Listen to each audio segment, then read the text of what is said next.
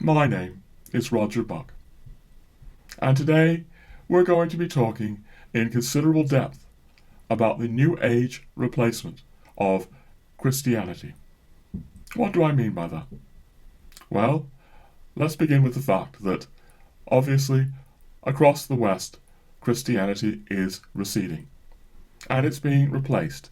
In many cases, it's being replaced by materialism, agnosticism, atheism, but in many cases it's being replaced by something else, a very definite spirituality. And this spirituality, which often its adherents believe is a kind of universal spirituality transcending all religions, owes a very great deal, to say the least, to the New Age movement that grew up, in the Anglosphere, especially in the 60s, 70s, and 80s, and has now become extremely mainstream, at least in the Anglosphere. All right? What we're going to be maintaining in this episode is that this isn't really a universal spirituality, because we're going to be suggesting that it is, in fact, highly, highly Eastern. It owes far more than many people realize to the East. All right? And here I don't simply mean specific Eastern doctrines coming out of Hinduism or Buddhism. I don't simply mean specific practices like yoga or Reiki or other forms of Oriental healing. No.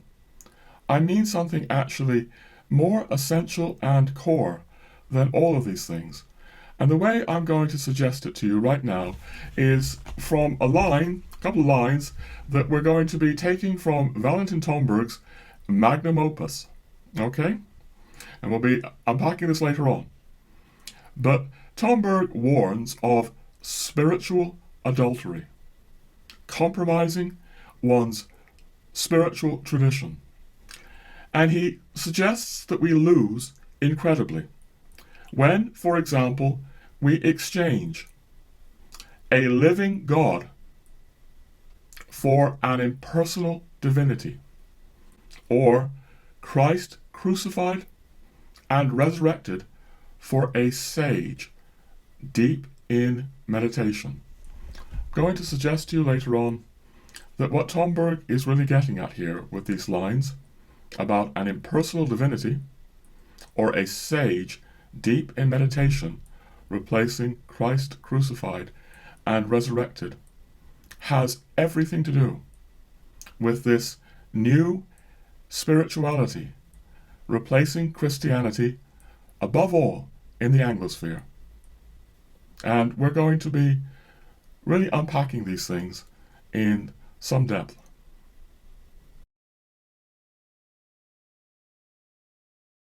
We're going to be taking what I gather is often called these days, I'm not always familiar with the modern vernacular, a deep dive into the esoteric and occult roots of the New Age, the New Age movement, particularly Theosophy. The Theosophy that was brought to the West, brought to America specifically by Helena Petrovna Blavatsky from Russia, where she founded in America, in New York City, in 1875, the Theosophical Society. We'll be also going into Alice Bailey, who was a follower of Blavatsky, and things like the Findhorn Community a bit in northern Scotland, which has been a key centre for the New Age movement, to say the least.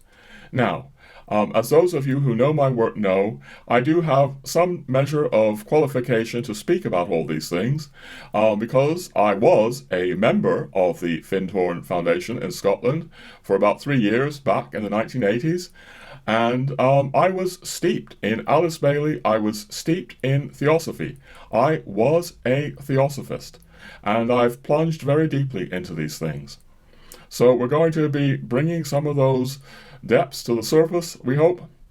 Now, I'll also say that later on, we will be bringing Valentin Tomberg into this equation. because really I see Valentin Tomberg's work, I sometimes call it Valentin Tomberg's project, as a response to Theosophy, as a response to what we'll be calling here Occultism without Christ. If that phrase troubles you in any way, we'll be talking about it, but I will note that that phrase, Occultism without Christ, Tomberg doesn't use the phrase. However, his very close friend, Martin Kriele, who describes what Tomberg was like in older life, and we'll be coming to this, speaks about Tomberg's concern about occultism without Christ. And I maintain that a major thread in Meditations on the Tarot, Tomberg's magnum opus, the keystone of what I'm calling his project, is a response to the Eastern Theosophy of H.P. Blavatsky. We hope to bring that out again in the latter part of the episode. We'll be talking about that. But really, right now, no, maybe I'll just say this. I've spoken in my earlier Tomberg episodes about, Tomberg's magnum opus being almost like 100 books rolled into one. And really, I know that's going to sound like hyperbole if you don't know the book, but if you do know the book and you know it well, you will see that so many things are being addressed there. So the book is, for an example, a meditation on the church. It's a meditation on the Christian mystery. It's a meditation on history. It's a meditation on Christendom. It's a meditation on angels. It's a meditation on sophiology. There is, far more that the book is about. It's about healing. It's about politics. It's about psychology, depth psychology. There is so much there, but it is also a book about a response to Theosophy and, the initiative of Helena Petrovna Blavatsky, who brought Theosophy to the West in 1875. Before going further, something that needs explaining here is that this episode has actually been something like 3 years in the making. And originally it wasn't going to be about Tomberg. And what we'll be coming to shortly is something like close to 2 hours that has been in my iMovie for, getting on for a couple of years now. And we're going to be running that material just as it was before we come back to Tomberg. Okay? So that's what the majority of the first 2 hours of this episode is. And yeah, as I say, I was going in a slightly different direction with this episode. It wasn't going to be a Tomberg episode, and it was very much about the deep dive into Theosophy and Blavatsky. And what I was also doing is that I was talking, about my own story. My own story about how I, came to be involved in Findhorn and, became at least acquainted, with some of the key figures in the movement at that time. But it's not just an autobiographical piece about me. I was using my story, and I am using my story, to really explore these deep roots of Theosophy and the New Age movement. So that's what that's about. And then, when we come to we finish that material, we'll be coming back to Tomberg, and, I'll probably be at least alluding to my story more, because Tomberg, as I now see it, really rescued me from this entire theosophical complex that we're going to be exploring.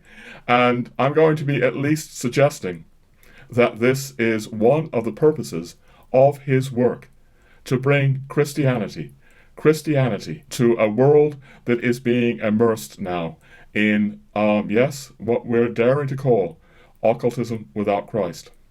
All right? Serious things here. And that's how it worked out in my own life. I was able to leave Theosophy behind because of Valentin Tomberg. I also want to say that, because this episode is being filmed at different times over the last years, I hope it will all hang together. If you are at all familiar with the New Age and Theosophy and things like this, I think it should be pretty clear. But I am aware, of course, that I have viewers who know very little about these things. And although I do try to explain it in the material that follows, it is so abstruse that I think some words up front are in order. Very simply, I would say that the kind of subculture or little cultural milieu that we're going to be invoking here, the New Age movement in the 60s, 70s, and 80s, before it spread out and became mainstream, all right? That movement, before any of that happened, was anchored in a subculture. And before that, there was the subculture of Theosophy.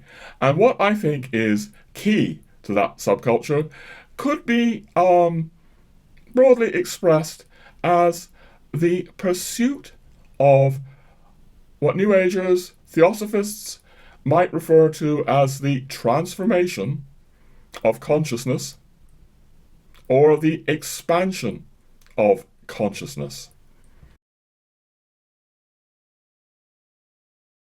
All right, all this begs the question of what do we mean by transformation of consciousness?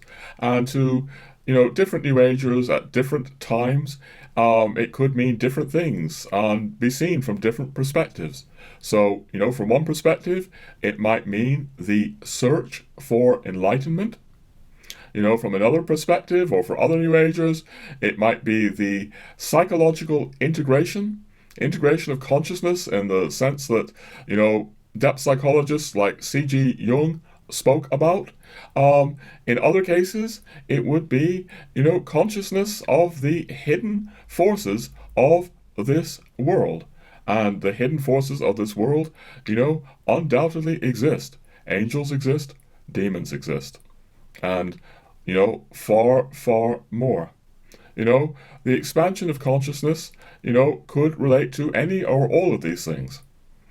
I think what I do want to make clear, because I brought in this rather spooky-sounding word, occultism, when speaking about occultism without Christ, is that this really could be, misleading certain people here to think that I'm about to start speaking about dark satanic rituals and things like this. And no, I'm not. I'm not. The way the word occultism was used 100 years ago, in the kind of theosophy that we are going to be diving into, wasn't really about anything even remotely like that. It was about being aware of the hidden forces of the world. That is what, the word actually occult means, hidden. All right? But not necessarily, for dark magical reasons. Now, another problem here is that the whole thing that the New Age draws on, we'll be touching on this, has so many different currents that, I can't say that none of this exists in the New Age, but the New Age movement that I'm going to be describing here is something that is largely free from that kind of aspiration.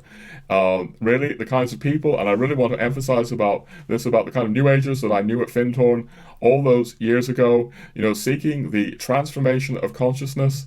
The kind of New Agers that I've known in my life, for the most part, are highly idealistic people. Often very kind, very sensitive, very caring, and they are seeking a better world. Why I went to Findhorn in the 80s, I had no interest in, dark occult practices. I truly believed that Findhorn was pioneering the way ahead for the world, and why I came to that kind of strange idea, we'll be going into. But yeah, this transformation of consciousness is much more often going to be about things like, I'm putting this rather crudely, the search for enlightenment or the search for psychological integration. I do really want to make that clear. All right? I do want to say that, dark forces are everywhere. They're in the Vatican. You know, they're everywhere. They're everywhere. So nothing I'm saying about, the New Age being a place of, searching for, a kind of kind, caring society, negates the idea that there are not indeed darker, murkier corners of the New Age. But the New Age is about idealism.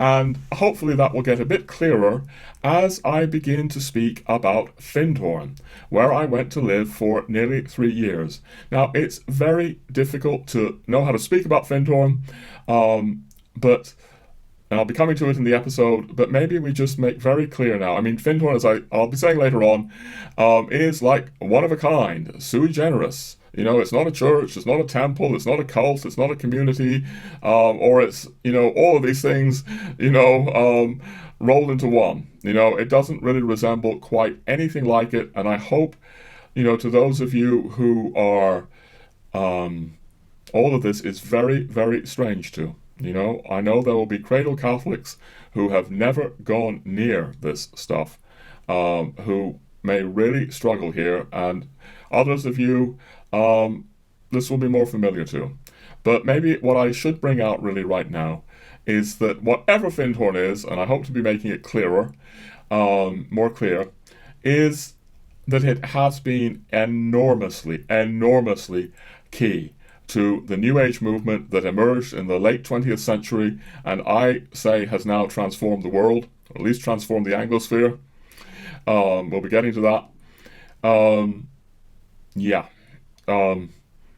This New Age movement that has transformed so much, almost under people's noses, without people really being aware of what was going on. Findhorn has been a very significant part of that. As I will be speaking about, the Catholic priest, Father Martin, spoke about Findhorn as, quote, the Vatican City of the New Age movement. And as I'll be saying, there's really considerable hyperbole there, but it's not without a grain of truth. And just to go beyond Father Martin, I write about all these things in my big Cor Jesu Sacratissimum book.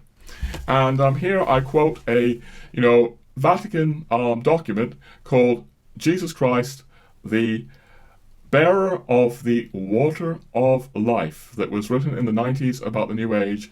And maybe we just, quickly see what the Vatican has to say about Findhorn.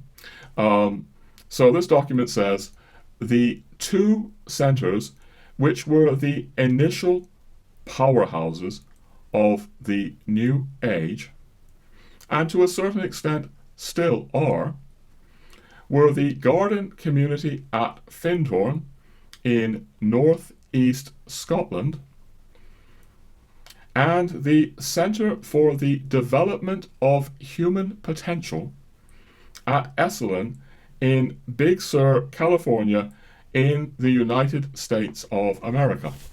Okay. All right, so a couple of things to point out there. Notice that both of them are the Anglosphere.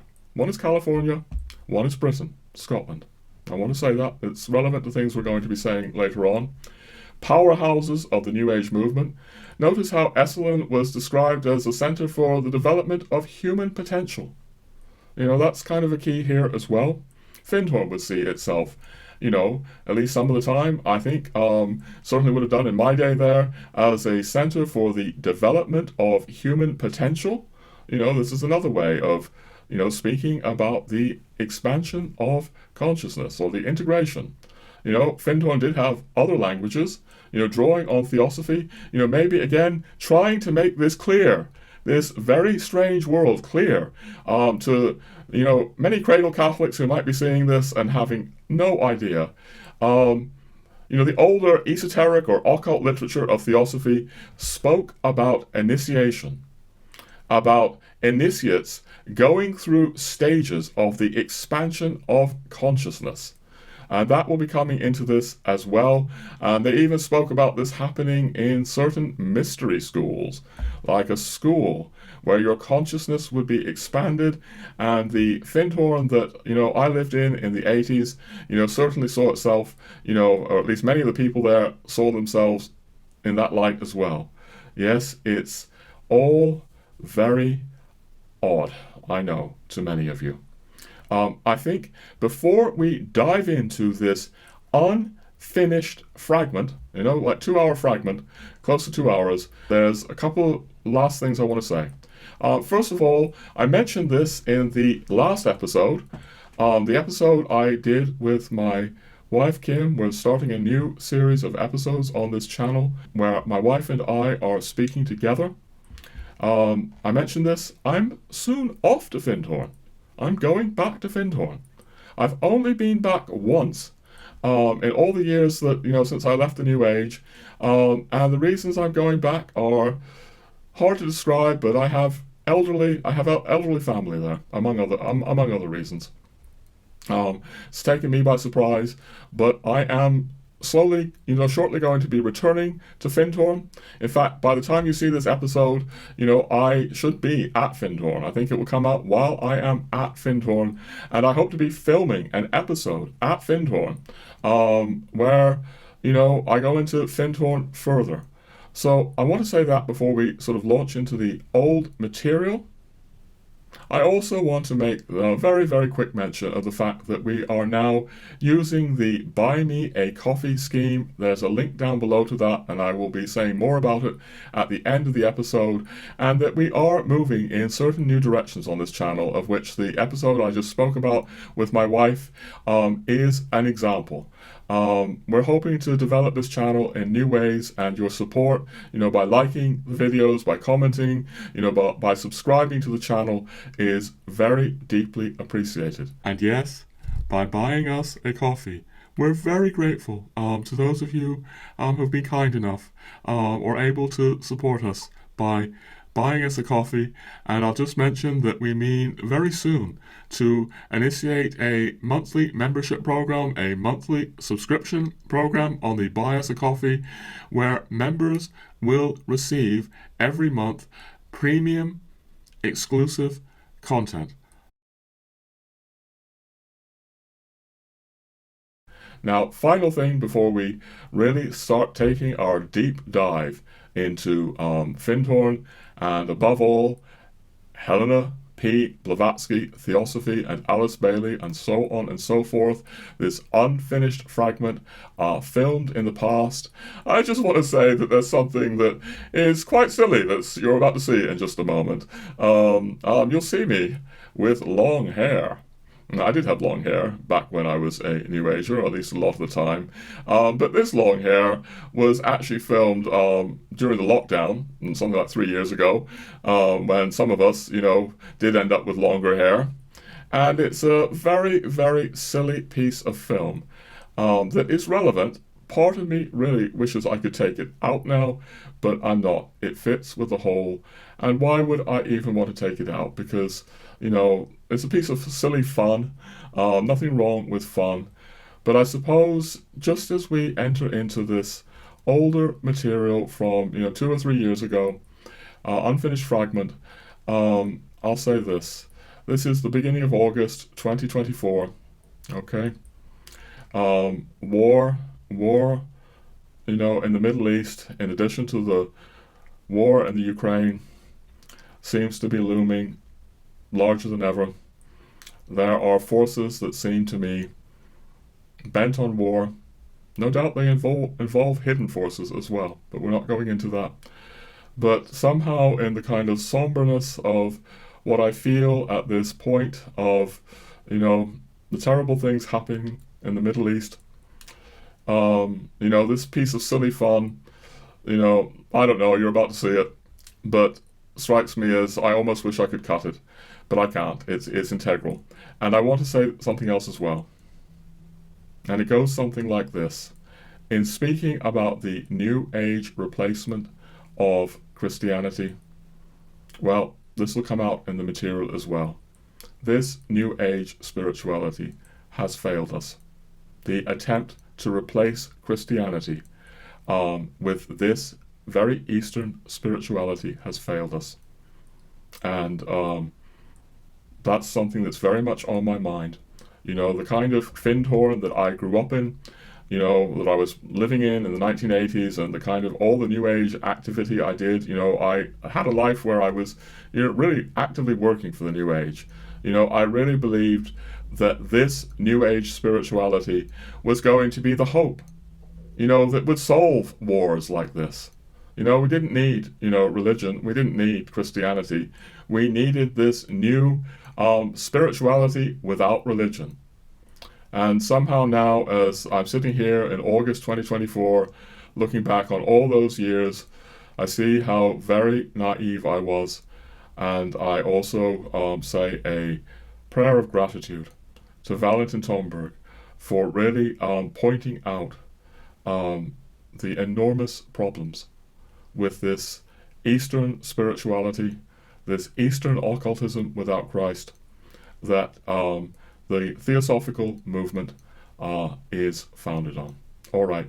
That said, we're going to now roll the material from 2 or 3 years back with a very, very silly bit to start with. Here we go.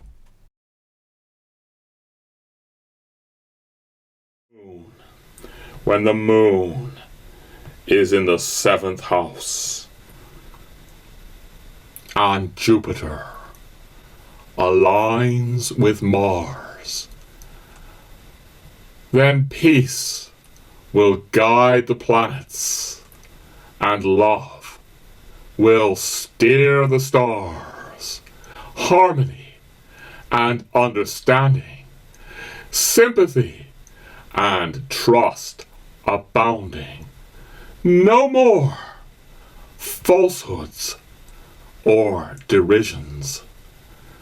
Golden living dreams of visions. Mystic crystal revelation. And the mind's true liberation. This is the dawning of the age of Aquarius. Peace, man.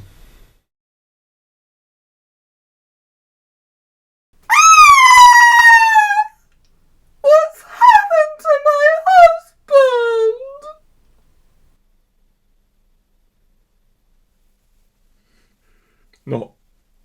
Not. I'm all right, Kim. I'm all right. I've just had a dreadful flashback, but not to worry, and not to worry, ladies and gentlemen.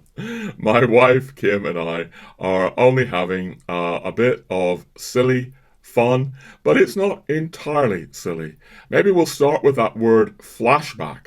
For those of you who do not know, I was once a full-time proponent of the age of Aquarius before I entered the Catholic mystery. This is to say, in the 80s, I spent close to 3 years at the seminal New Age community of Findhorn in Scotland, which some people, including Father Malachi Martin, have likened to the Vatican City of the New Age movement. And even after that, even after leaving Findhorn, I spent years in the 90s as a full-time New Age activist, where my paid work was to disseminate New Age ideas, because I really totally and utterly believed in these ideas. So, I've obviously gone through a great change, a great transformation of consciousness, you might say, as New Agers like to say. But let's say a bit more about Findhorn before we continue. Because speaking about the Findhorn as the Vatican City of the New Age movement is a bit overblown. You may see why Father Malachi Martin said that by the time we get to the end of this video, but it doesn't really capture what Findhorn is. Unfortunately, it's very hard to capture what Findhorn is, because Findhorn is rather sui generis. It's not like anything else that I know in the world, although it's a bit like many things. And, its appearance shifts depending on the perspective of the viewer. So, for one person, Findhorn is a bit like a hippie commune. It was founded in the 60s, and it's just still going strong after 60 years. Most hippie communes, we're here today, gone tomorrow, and they would just tell you, well, Findhorn happens to be a hippie commune that survived. Somebody else would say, no, Findhorn is not a hippie commune. They might point out to you that it was an NGO, a non-governmental organization in the United Nations.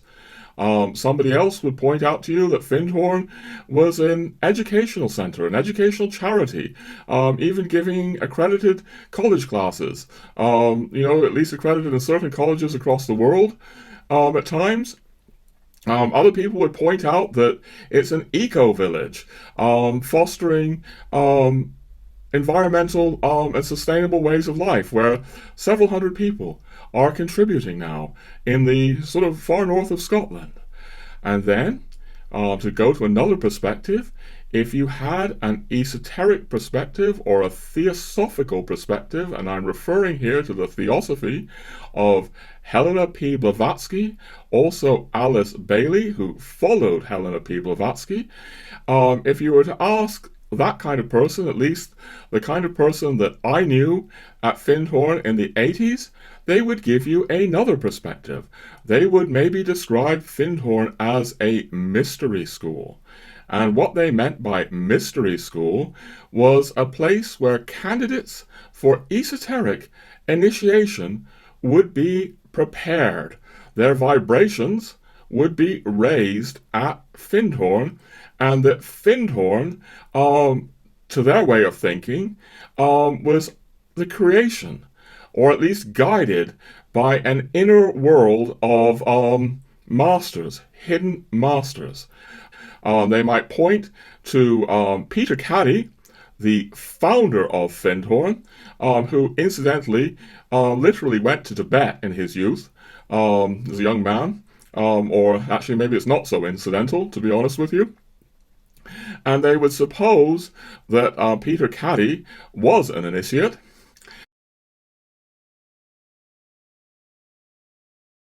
But really, I think we better pause for a moment, ladies and gentlemen, because I'm sure that some of you, at least, may be thinking something like, whoa, what is this?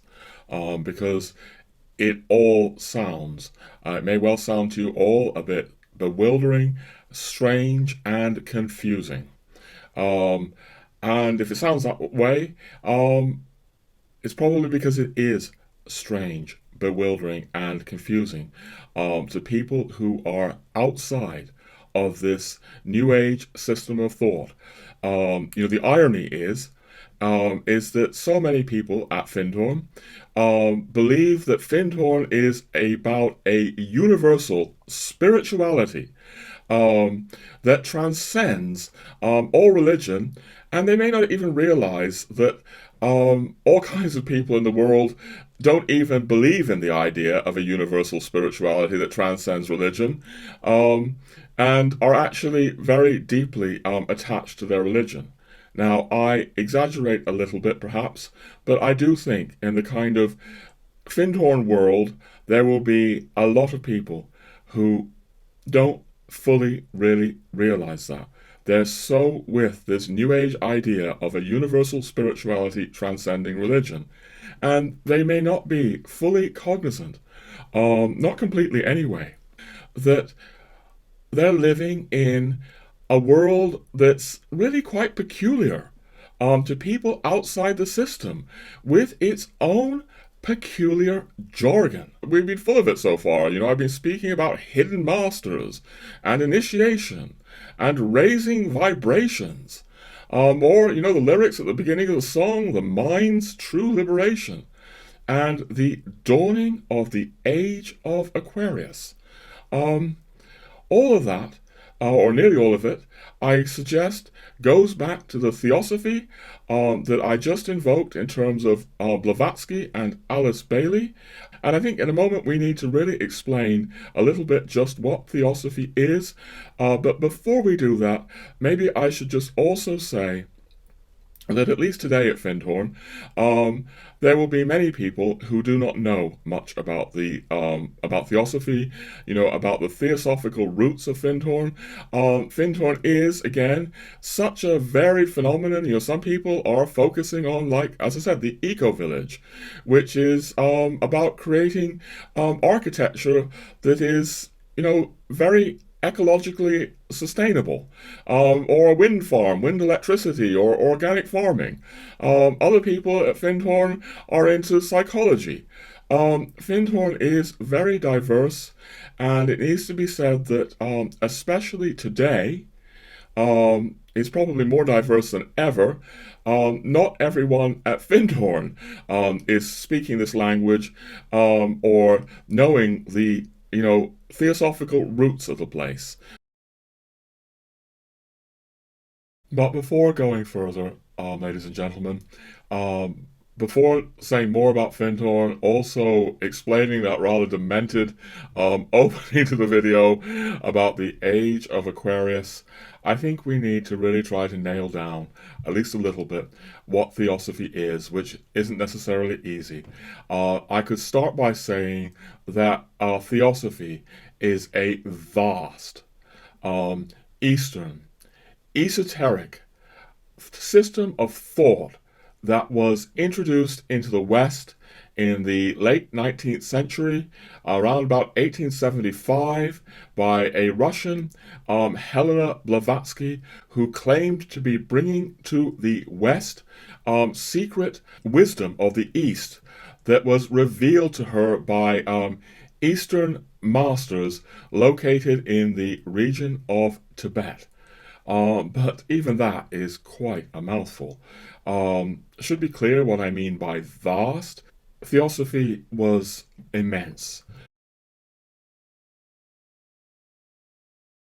Blavatsky's key book, The Secret Doctrine, published in 1888, ran to 3 volumes, and is sprawling with masses and masses of information, ideas in it, addressing all kinds of aspects of how she saw the universe to be. A sort of vast cosmology, and a vast abstruse cosmology is in there. Should be clear what I mean by Eastern. The philosophy here is Eastern. If it's not clear what I mean by esoteric, I'm speaking about the word, the idea of a hidden stream of knowledge. One of the earliest theosophical books was called Esoteric Buddhism. And the idea there is that this wasn't sort of ordinary Buddhism being revealed to the world. No, it was a hidden esoteric stream of Buddhism being introduced to the world. We have something similar that we've been talking about in the Valentin Tomberg videos, where we've been speaking about someone called Rudolf Steiner, introducing into the world a kind of what he considered esoteric Christianity, and then Valentin Tomberg saying, no, Steiner, you can't do this. But we won't get diverted by that now. The idea here is that religions contain their hidden esoteric sides that are known by masters or elite members of a spiritual hierarchy, that the ordinary Buddhists or the ordinary Christians don't know about. So this becomes introduced into the West by Blavatsky.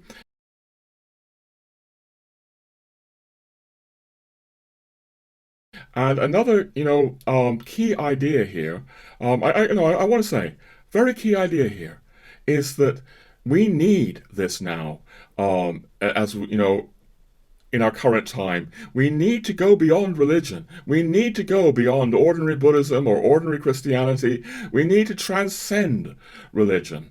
That Blavatsky is coming to offer a universal spirituality. I'm going to be arguing here that far more than people are really fully conscious of, this is very much an Eastern spirituality. It's hardly universal at all. So that's a key idea in Theosophy. We'll be bringing that out. But I also want to bring out another sort of key idea in Theosophy that is still extremely running strong in today's new age. And, this is the idea that books can appear in the world that are not written by the author of the book. So the author of the book can say, I didn't write this.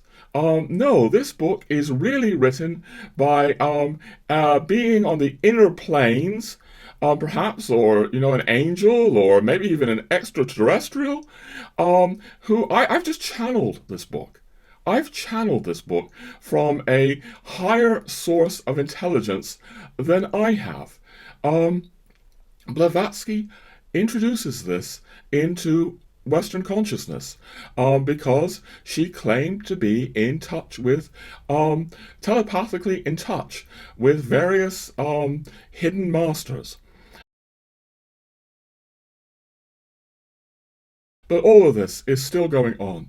Like we mentioned in episode 24, New Age Dogma, it's called. We spoke about Marianne Williamson, who arguably more than anyone else, arguably anyway, is Oprah Winfrey's kind of guru. I mean, Oprah Winfrey has maybe more guru-like figures as well, but Marianne Williamson is very key in what Oprah Winfrey has disseminated to the world. And why that's relevant here is that the key inspiration for Marianne Williamson is a book called A Course in Miracles, where the actual author of the book, Helen Schucman, who is a Jewish New Yorker, says, no, I'm not the author. Jesus is the author. This is channeled from Jesus. I read that the author of the book, Helen Schucman, said she took dictation from Jesus. And in the course of A Course in Miracles, Jesus, tells us that the kind of Christianity that we have from the apostles, or the Christianity of the church, is wrong, because the apostles got his message wrong. And this book is vastly influential, more so than people outside the New Age really realize. As I often say, to my viewers, New Agers and Catholics and, ordinary, non-esoteric Christians, and I don't really want to laugh too much. It's far too tragic to laugh at, to be honest. Don't realize that the New Age is this vast, sprawling phenomenon with millions and millions of people buying books by Marianne Williamson, watching Oprah Winfrey, watching all kinds of things that take on a kind of ideology that is actually credited to emerging from various beings. So they could be Jesus, as I say, could be an extraterrestrial. In the case of Blavatsky, who introduced this into the West, the beings are held to be sort of adepts, almost superhuman Eastern masters who are largely living in the region of Tibet. Blavatsky claims that she could both telepathically transmit their ideas, but that she also went to Tibet. We're coming back to that. I'm getting ahead of myself. But yeah, the whole idea of channeling comes into the West through Theosophy. What I maintain in everything I'm saying on this channel and in my books is that we do not realize how much of the New Age movement and New Age ideology is really Theosophical ideology, goes back to Theosophy. But anyway, bringing this back to Findhorn. As I say, all kinds of people at Findhorn wouldn't necessarily say what I'm about to say to you. They might not even know this anymore. Certainly it would have been better known in the 1980s when I was there. But yes, there were people at Findhorn saying that, what Findhorn really was a mystery school. where if you came to Findhorn, maybe without even knowing it, you were going through processes that would rapidly expand your consciousness, raise your vibrations. All of this, very hard to explain, also comes out of Theosophy. Theosophy speaks about subtle bodies, an etheric body, an astral body, that are vibrating. And if you speed the vibrations up, your consciousness expands. I despair of explaining this to people beyond this very peculiar thought system, which claims to be universal, or claims to have universal relevance, that we're all headed in this kind of direction in the future as the age of Aquarius unfolds. Now, this idea of the dawning age of Aquarius, this really comes more out of Alice Bailey than Blavatsky, but it's certainly in Blavatsky, and I hope to come back to that as well.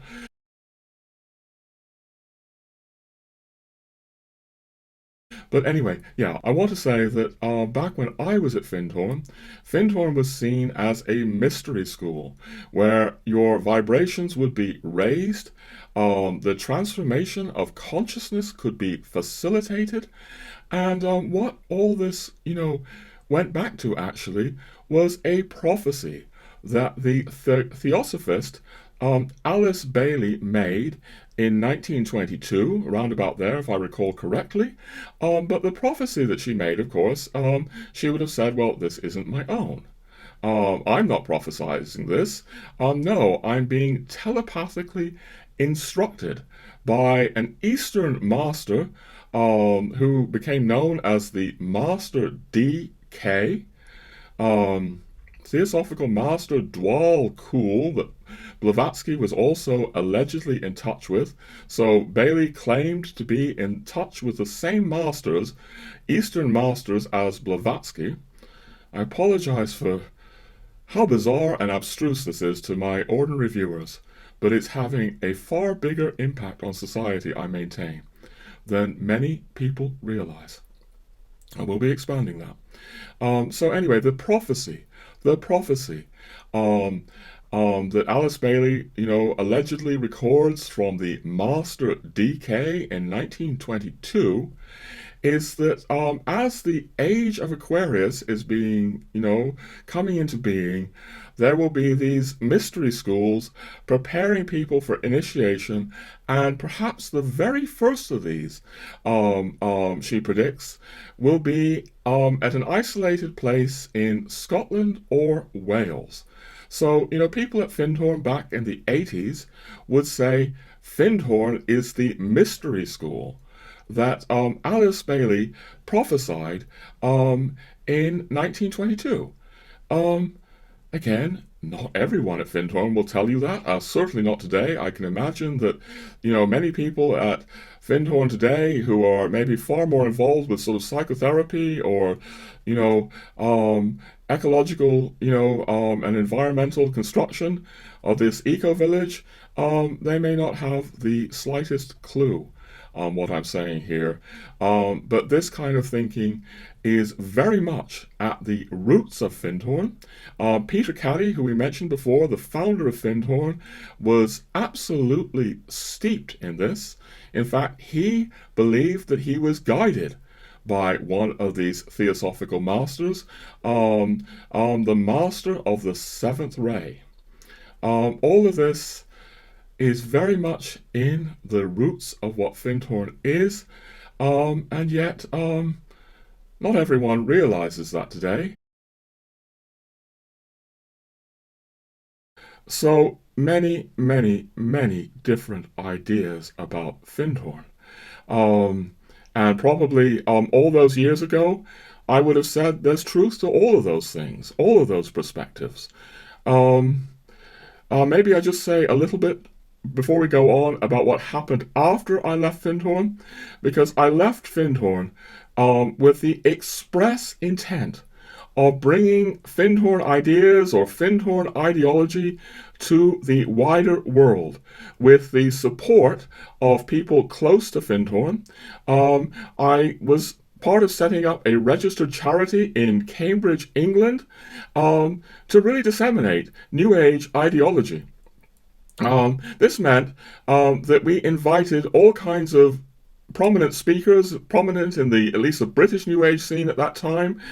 This means that either through Findhorn or through my work as a kind of New Age activist running this charity, I came to know all kinds of prominent figures in the New Age movement, whether, at least in the British movement, whether it was people like, Sir George Trevelyan, or indeed, Peter Caddy and his wife, Eileen Caddy, or people like Peter Russell, author of books like The Global Brain, or Americans, people like David Spangler or Caroline Myss, who went on to very much be an influence, certainly, with Oprah Winfrey. I'm dropping some New Age names, but there are all kinds of other people who are not such well-known names in the New Age movement that I was also actively networking with, and all of that gave me real insight into what the New Age movement was, at least what it was in its seminal phase in the 80s and 90s. But moving on, I think we need to look at the lyrics of the song I quoted. As most of you, I think, will recognize, that song is Aquarius. It was in the rock musical Hair in the 60s. It was later performed by the Fifth Dimension. According to Wikipedia, it reached the top of the American Billboard charts for 6 weeks. In the spring of 1969, so a monster hit of 1969, and Billboard goes on to list it amidst the 100 greatest songs of all time. Goodness knows how they make such decisions. But clearly, the song has spoken in some way to many people over the years. And I'd like to just look at the lyrics of that song. So the lyrics speak about a time of, about this dawning age of Aquarius, an age of harmony and understanding, sympathy and trust abounding, no more falsehoods or derisions. So this, incredible dawning age of love and peace, that will be, guided by astrological forces. From now on, when this dawns, we will have this golden age, golden living dreams of visions, mystic crystal revelation, and the mind's true liberation. All of this is coming, and it's not like we have to work for this. It's all kind of easy, because, astrological forces are going to ensure that the horror and suffering and misery and human agony of millennia all vanishes like melting snow. That's what's in that song, ladies and gentlemen. And all of this begs the question, was I really like the person that I portrayed at the beginning of the video? And the answer is yes and no. No, in the sense that, although I did have a rather appalling dress sense at the time, and, long hair and beard, and so on and so forth, I didn't usually look quite that ridiculous. I would have also, I'm sure, would have told you that the lyrics were too simplistic. But you know what? I would have said to you something else. I would have said, well, the lyrics are rather simplistic, they're rather popularizing, but it's good that these New Age ideas, this New Age, philosophy is disseminated by popular means with, songs like this spinning round on turntables, at the top of the charts week after week after week after week. This has an impact on human consciousness, and I would have been all for it, even though it's rather simple and popularized. So, I want to unpack this and clarify things a bit, ladies and gentlemen. I would have been in favor of this song, even though I did not completely believe the song. Certainly, I would have at some level known the song was absurd. I would not have believed in an age of Aquarius where there would be no more falsehoods, no more derision, never again. No, I would not have gone that far. I certainly would have thought that it would be an age of incredible sympathy, abounding trust, compassion, the mind's liberation. But I would have been in favor of the song because the song was disseminating a philosophy that I believed in. An ideology that I believed in, though I would not have seen it as an ideology. And that ideology comes from the Eastern esotericism of Helena P. Blavatsky and Alice Bailey. Alice Bailey, above all, who pointed to this dawning age of Aquarius. Now, just to be clear about something in terms of this concept of an age of Aquarius, it's not simply theosophists like Alice Bailey or before her H.P. Blavatsky that have spoken about this. No, other people have predicted the coming age of Aquarius as well. But what's relevant here in terms of this song with its unbelievable optimism about what will happen when this, age of Aquarius supposedly dawns, is that kind of grandiose heights of, absurd optimism truly goes back, above all, to Alice Bailey. It's Alice Bailey, the Theosophist Alice Bailey, after Blavatsky, introduces the idea that this age of Aquarius is going to be mind-blowing, really. The hidden masters that mostly dwell in Tibet, that she is channeling, and that Blavatsky channeled before her, although Blavatsky also claims to have met them in Tibet. They will now reveal themselves to humanity, and they will initiate humanity into higher and higher forms of consciousness. There will be a global transformation of consciousness where we move beyond religion, the mind is liberated. All of this, I would say, we owe to Alice Bailey above all. This incredibly grandiose vision, and other theosophists who follow in her wake and popularize what she does, and then somehow this sort of percolates down into popular culture. It percolates down into, songs like Aquarius by the Fifth Dimension, or Hair, or whoever wrote the song.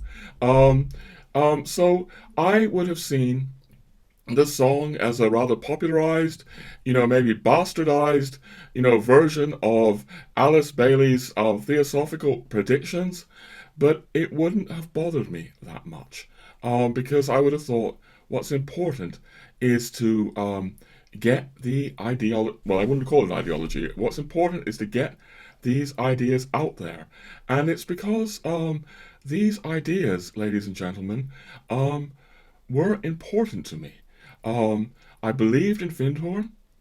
I recognized that the pioneering forces of Findhorn were steeped, just absolutely steeped, in the theosophy of, I would say, above all, Alice Bailey, and theosophists who also, again, popularized what she said, but they were steeped in this. And Findhorn was, at my very young and tender age, I first went there when I was 16, really my hope for the world. I really believed in the idea of a universal spirituality, that the hope for the world was transcending religion.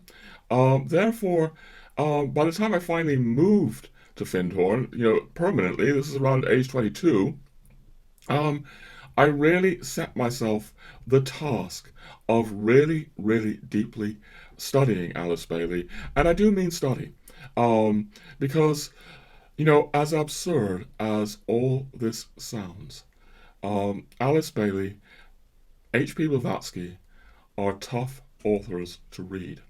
They're not easy. I've been speaking about New Age channeled books.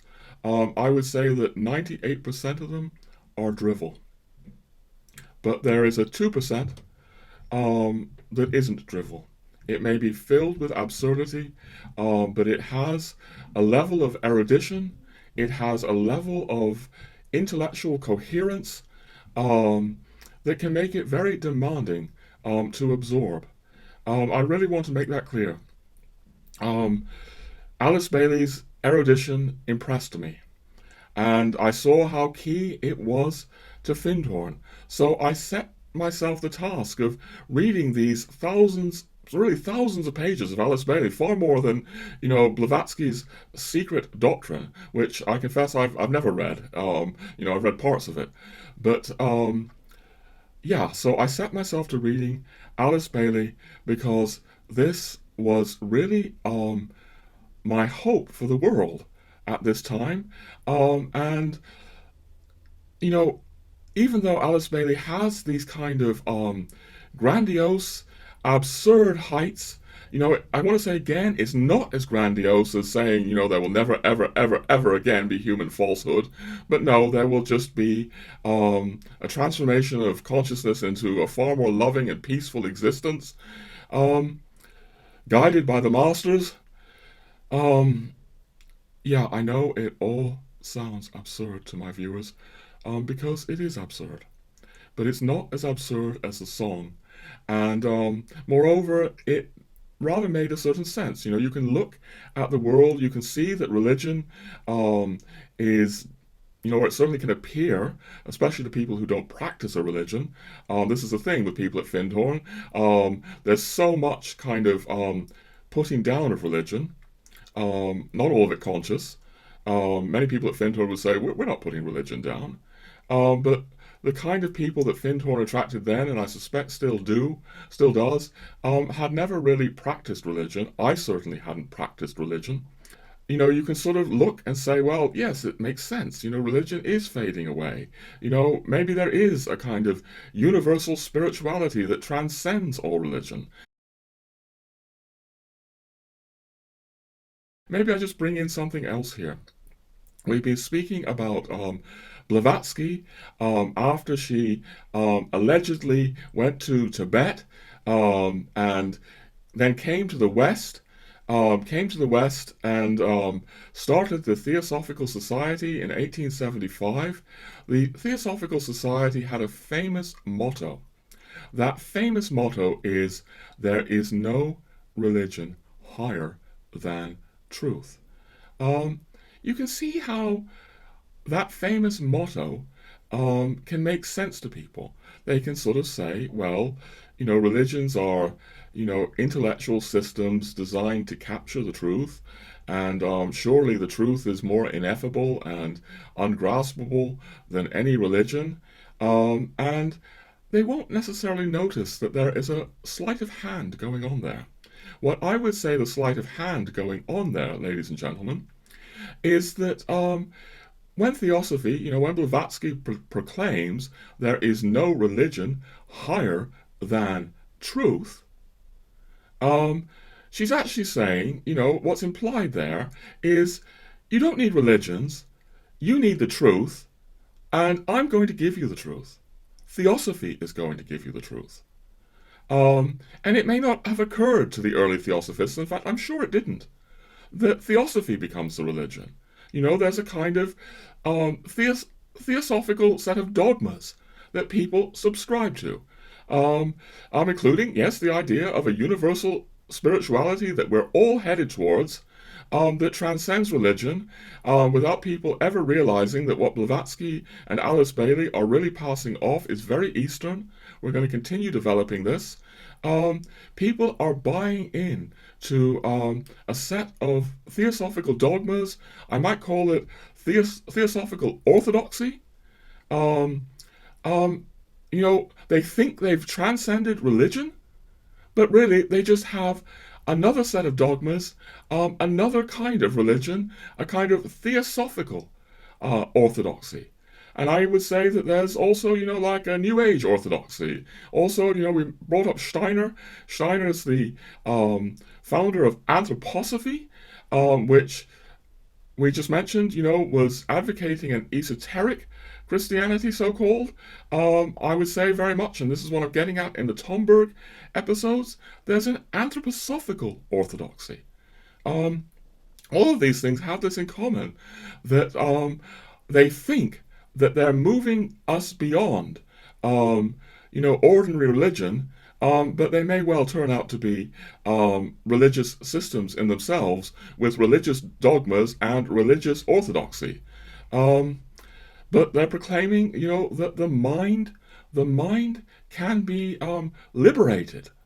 The age of Aquarius is the age of the mind's liberation, where we will, all enter into a global transformation of consciousness.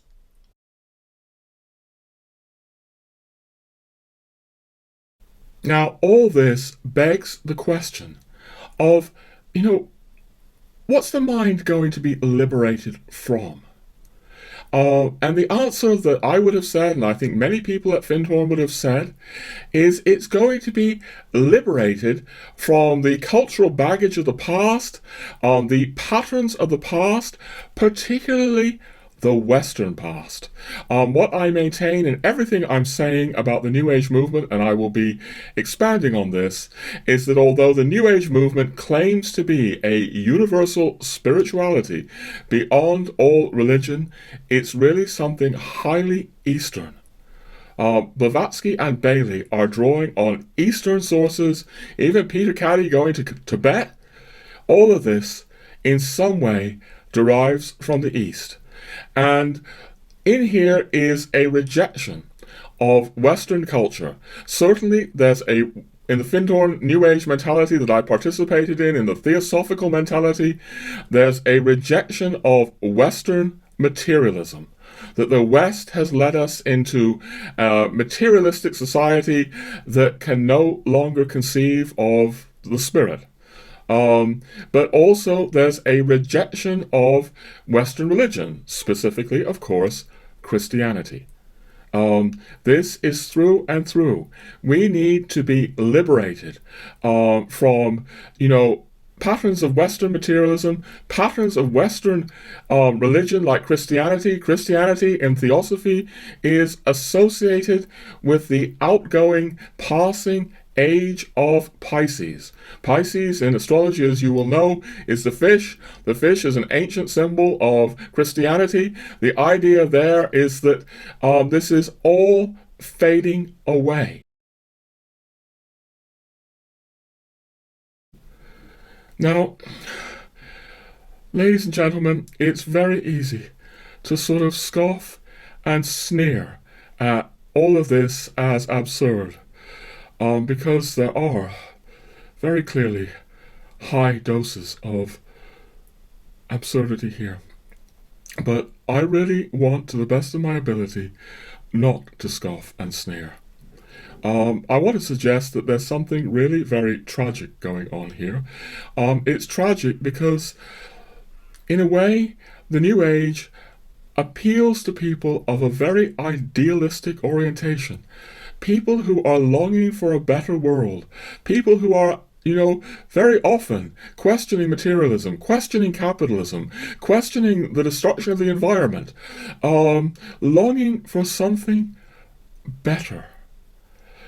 But what happens in philosophy like this and pop songs like this is we're told that everything is easy. This is part of the tragedy here. Or, I think of other anthems of the 60s, such as the Beatles, All You Need Is Love, or John Lennon singing Imagine. All you need is love, it's easy. That's part of the refrain there. All you need is love, it's easy. Or John Lennon in 1971 singing Imagine, imagine no heaven, imagine no war, imagine no hell, imagine no religion. It's easy if you try.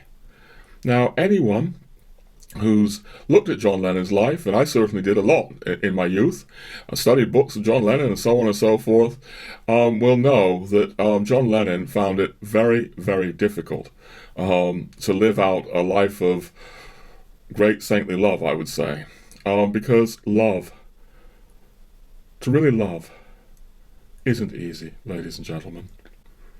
You know, when you're a very young person like I was, you know, I went to Findhorn at age 16, and I was living there, you know, age 21, 22, 23 maybe.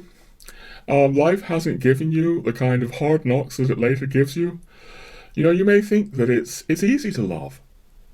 You know, and it's only later, you know, when maybe people viciously attack you, and you feel in your heart a vicious response that wants to attack back, you know, or maybe you've been humiliated. You know, if you've really been humiliated, you begin to see how much pride you have. You know, what happens in my story, ladies and gentlemen, as I say, is by the grace of God, I was opened to the Catholic mystery. I began participating in the Catholic sacraments.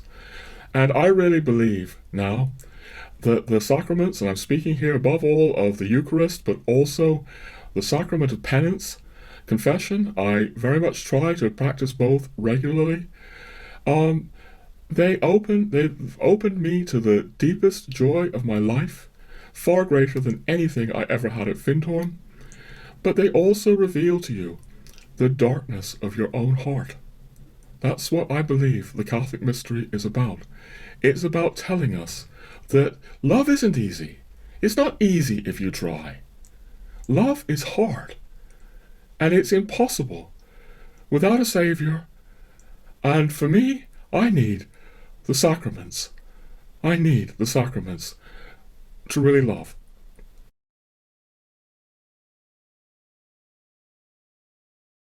I mean, ladies and gentlemen, that right there, all I'm doing is being an Orthodox Christian. Christ is my Savior. As Christ in the St. John Gospel tells us, the Johannine Christ tells us, without me, you can do nothing. I need Christ. And yet here is the tragedy of New Age ideology, Theosophical ideology, Theosophical dogma. You don't need Christianity. You don't need a church. You certainly don't need priests. What is tragic about all of this, for me, ladies and gentlemen, is that all those years in the New Age, all of this was effectively taken away from me. I had no idea what the sacraments were, no idea of Christianity. I was basically being handed the idea that whatever was important in Christianity existed in terms of this universal spirituality. Indeed, it existed in it in a less obstructed way. You know, the essence of Christianity, this would be in Alice Bailey, you know, ideology, New Age ideology, is present in the universal spirituality that transcends religion. So therefore, you don't need Christianity. You don't need the church that Christ founded on earth. You just need the universal spirituality that Helena Blavatsky, Alice Bailey, and the New Age are pointing to. There's something very deeply tragic here. I could well say dark and tragic, but I will refrain, even though who knows what kind of supernatural or preternatural forces are really at work here. Who knows what is going on with Helen Schucman channeling an alleged Jesus who is now convincing, you know, or serving to convince millions of people that the church is all wrong. You know, you just need the kind of Jesus who is in the Course in Miracles. These things are having deeply tragic results, and my fear is that all kinds of Catholics and Christians are barely awake to this.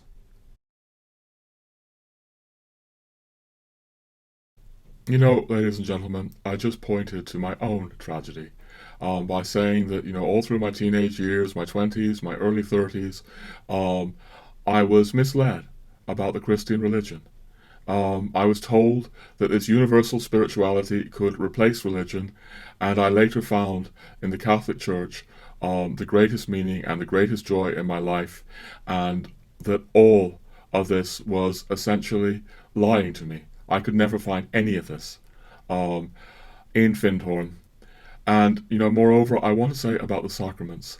I try as best I can to practice the sacraments daily. And recently, my efforts, for reasons I won't go into, to practice them daily have been frustrated. And I notice the difference. I notice the difference when I don't go to Mass frequently. There is, we are meeting Christ in the sacraments. The sacraments, as I was suggesting, have both brought me to the deepest meaning and joy of my life, but they've also brought me, as I suggested to you, into seeing the dark side of my heart. So I said something like, if you've been humiliated, then you can really see how much pride you have. Well, I'm going to correct that. If you've been humiliated and you have the sacraments and you're confessing, you may realize that you are a being filled with pride. I hope I'm beginning to realize that.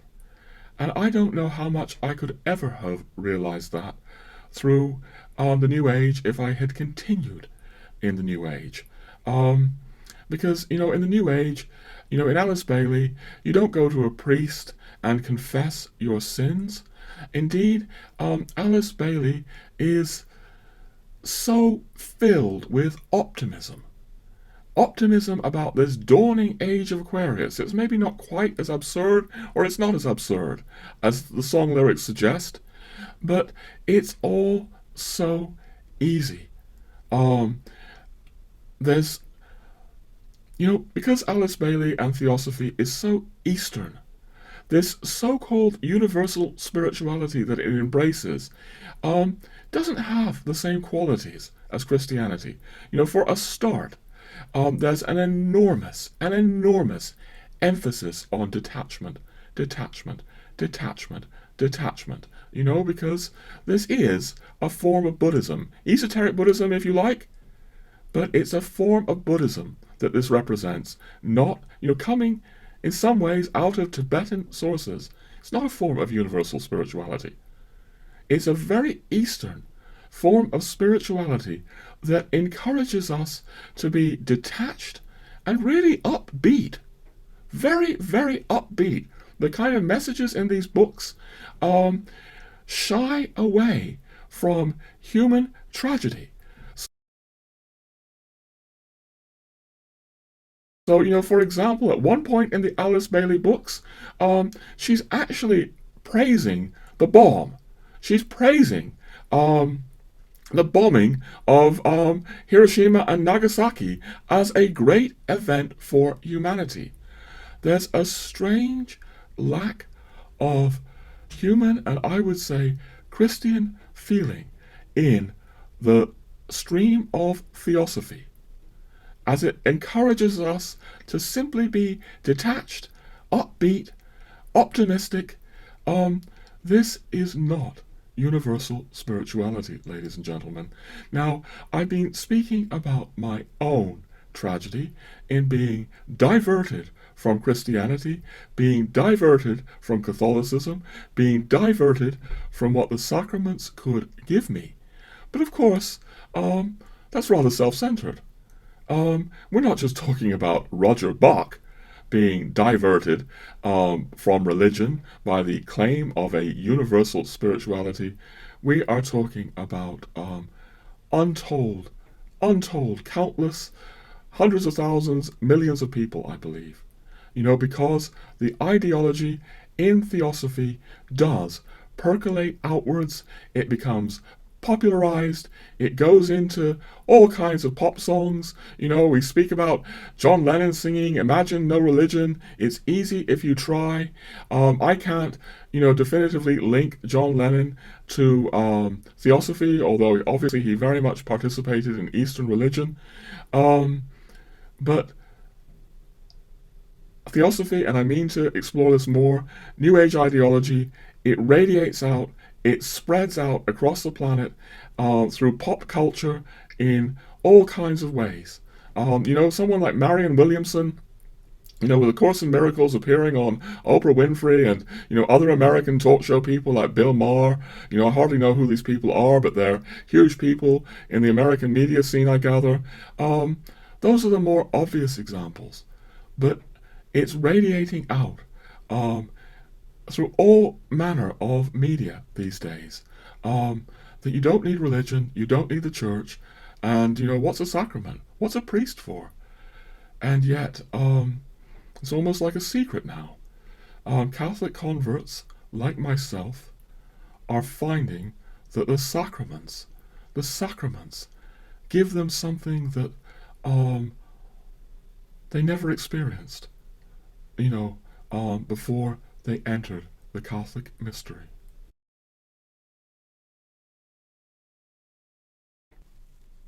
And yet maybe for years, decades, they were told it's all irrelevant. This Catholic religion, it's all a medieval relic, unimportant now, or, unimportant, part of the age of Pisces. This is serious. I saw recently a video of one of the luminous, lights of the New Age movement that I actually knew quite well. Back in the 80s and 90s, he will remain nameless. But because he's a very good and idealistic man, he was looking at the New Age in his old age, and he was saying, it hasn't worked out the way I had hoped. It's like I had hoped that if people, came to realize the spiritual reality beyond the material world, their consciousness would transform. But all we've got is a kind of vulgar, popular culture where maybe people believe in angels and believe in New Age things, but it hasn't transformed their hearts. That's paraphrasing him. I don't know exactly that he said that, but it was something like that. And I was struck by this because the kind of New Ager I was and the New Agers I knew in the 80s and 90s, they did care, I repeat, about materialism.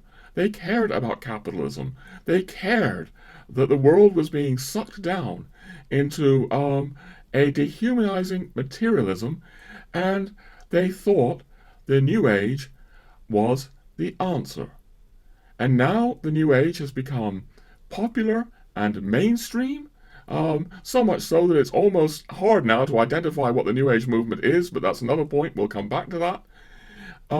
It's become so mainstream now that some of us, anyway, certainly I'm one of them, looking at the world of the 2020s, don't see that we're becoming any less materialistic, we're becoming any less human. The irony of my life, one of the great ironies of my life, ladies and gentlemen, is that I start out as this young man really believing the world is going to get better and better and better. And I have to say, and it sounds pretty depressing, but I think the world is getting worse and worse and worse as we lose religion, as we lose the church, as we lose the sacraments. So, in some ways, I'm still like the New Ager I was 40 years ago. I'm looking for a world less engulfed in materialism. I share that with Alice Bailey. But I no longer believe in the theosophical answer that the way forward is without religion. I see, quite the contrary, the only hope I have, I say it many times on this channel, is the church and the sacraments of the church. This is what I'm trying to say in all my books and on this channel, that we are in a world falling ever more deeply into materialism, into despair, into depression, into a kind of schizophrenic madness, really, where we no longer even know things that were sort of obvious in a more traditional past. And still we have forces pushing us on. Throw out religion, throw out tradition. The only hope I have, I repeat, is tradition and the church and the sacraments.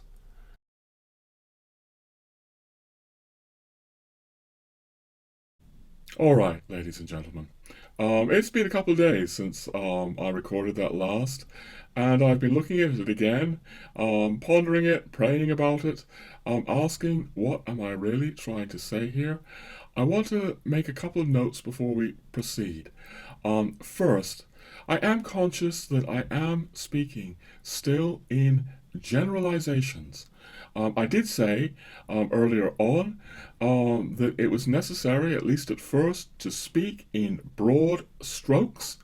So I believe what I'm saying has a lot of truth in it in terms of general tendencies, but certainly there will be all kinds of exceptions, all kinds of diversity in the New Age movement.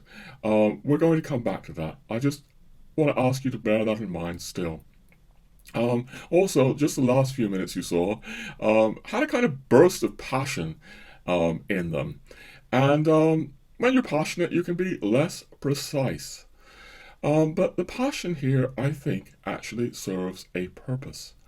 Because the whole Theosophical New Age spirituality that I was into was not about passion. It was about detachment. Really, when I look back on it now, it seems in many ways deprived of human feeling, human warmth. Just this detachment, detachment, detachment. That's particularly a feature of Theosophy, not necessarily all of the New Age. But nonetheless, that Eastern quality of detachment, optimism, in a way, not thinking about things like good or evil. This is sort of what characterizes, again, speaking in general tendencies, the East. The East is more concerned with ignorance and enlightenment, with mindfulness. As a general tendency, you find that. And you find in the so-called New Age universal spirituality that New Agers, Theosophists, aren't really thinking too much about things like sin, good or evil. I'm not saying that those things are absent, but there is a tendency.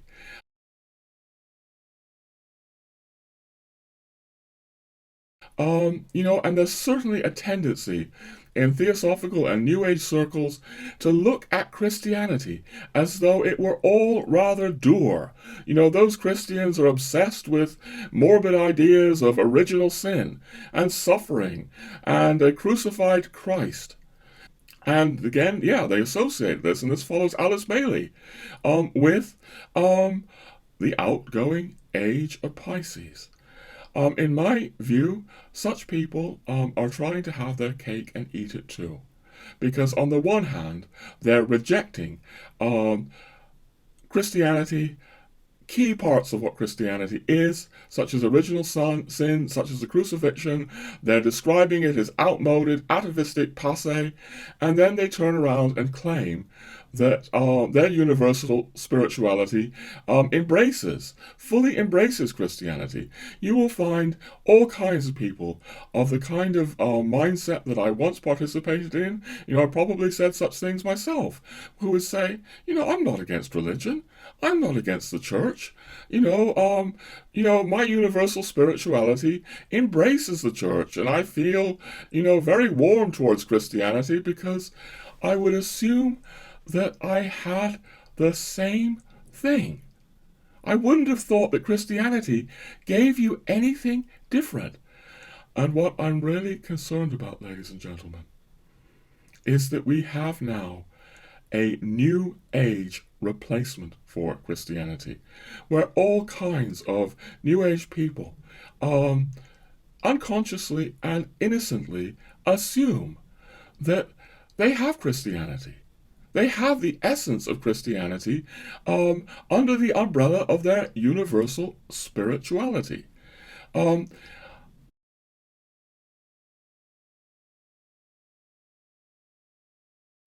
mentioned a bit earlier finding, a video online about this man, he'll remain nameless, suggesting that the New Age hadn't worked out the way he hoped in his youth. Um, a couple of things about that. First of all, this is a man who is very much along the same lines as what I'm speaking about. In fact, I've also noticed that he speaks about the Christ consciousness. This is a term, by the way, that goes back to Alice Bailey, the Christ consciousness, and he uses it interchangeably with the Buddha consciousness, the Krishna consciousness, the Gaia consciousness. Gaia being the idea that the earth is a living organism based on James Lovelock's theories, but Gaia as a kind of earth goddess movement. New Agers will say to you, it's all the same thing. Christ consciousness, Buddha consciousness, Gaia consciousness. This is where universal spirituality leads you to. And part of what I'm trying to do, in my work, is say, no, Christianity leads you to something very different from Buddha consciousness, or leads you to something very different from Gaia consciousness, and very different from what New Agers or Alice Bailey mean by Christ consciousness. And I've been trying to suggest that in my outburst of passion. It can lead you to the brokenness and darkness of your own heart, your heart that has been compromised by original sin, your heart that is subject to evil. As I said earlier, the sacraments are miracles. The miracle of the Eucharist, or the miracle of the cleansing that happens in the sacrament of penance or confession, these are miracles that allow us, in my opinion, to peer more and more into the darkness of our own hearts, and actually help us to bear the darkness of our own hearts.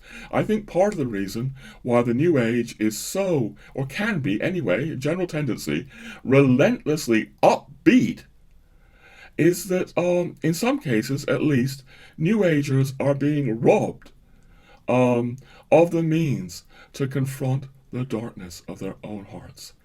And the sacraments are miracles that allow you to do that. They are miracles. So, what I'm trying to point to in what I'm saying is that no, Christianity is not the same as Buddha consciousness or, Gaia consciousness.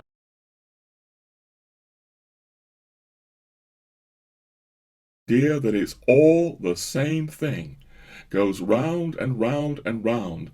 The New Age movement, and I suggest this goes back in large measure to Theosophy. So what happened to me is that, after all these years, as a New Ager who had never practiced a religion and yet confidently assumed that religion was some kind of lower thing, and many New Agers, in my experience, do assume that. They might tell you that they're not at all anti-religious, although some will tell you they're anti-religious, certainly. But some of them might say, no, I'm not anti-religious. But you scratch the surface, and you will see that they regard religion as a lower form of consciousness than the kind of consciousness given them by the New Age, or they may have other names for it. We're going to come to that. Things like modern spirituality, holistic spirituality. Indeed, some New Agers, or many New Agers, no longer like to be called New Agers. We're coming to these things when I try to speak in more precise terms. These are general tendencies for now. But I'm trying to point out that Christianity led me, Catholicism led me, the miracle of the sacraments led me to something very different from my kind of dispassionate, detached, relentlessly optimistic, upbeat, progressive, worldview. The New Age has a spirituality that is really quite particular to itself. This needs to be realized. Now, I want to run something for you, ladies and gentlemen, because, one of the things that, what really helped me realize all of this is ultimately Christ in his church, Christ in his sacraments, or praying the rosary, to Our Lady.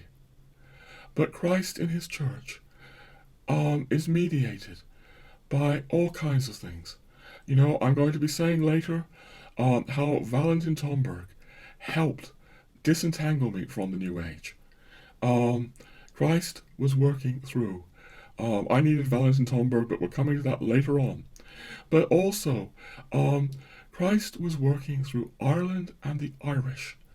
In a certain way, I only began to deeply understand, or more deeply grasp the Catholic mystery when I finally arrived in Ireland. This is going back nearly 20 years ago, and I felt something, and I still do, incredibly moving in Ireland and the Irish that has spoken to me very deeply, as those of you who know the rest of my channel and my books can tell you.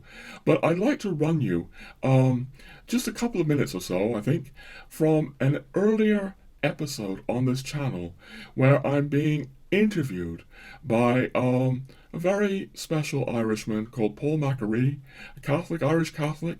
And I want to run this where we're talking about the Sacred Heart of Jesus, but also this particular 2 minutes of a radio interview for Celtic Connections that I did. This also expresses this deeper quality of Christianity with its awareness of suffering, with its awareness of passion, that is so different from the New Age. We feature it here because both Paul expresses it well, I hope I express it well, and it also says something about Ireland. The spirituality, if I can say it that way, of the Sacred Heart is, we're familiar with the image of our Lord. Yes. And we can see his heart. This heart who has suffered so much for men. Yes. And of course, the evidence of God's heart and love is his passion. Yes. Is that what it was that was drawing you, in the sense of suffering, the passion, love of that gives all for the beloved? Yes. I realized again it was a deeper and deeper journey. It was the opposite, the absolute opposite of my Eastern spirituality. So in the East you get these images of the sort of smiling, transcendent Buddha, and there's a complete difference between that and Christ crucified. And something about all of that helped me to see this, and really I now look at the Sacred Heart spirituality, which is one of the messages in my book, as kind of like an antidote for the New Age, or a reparation for the New Age.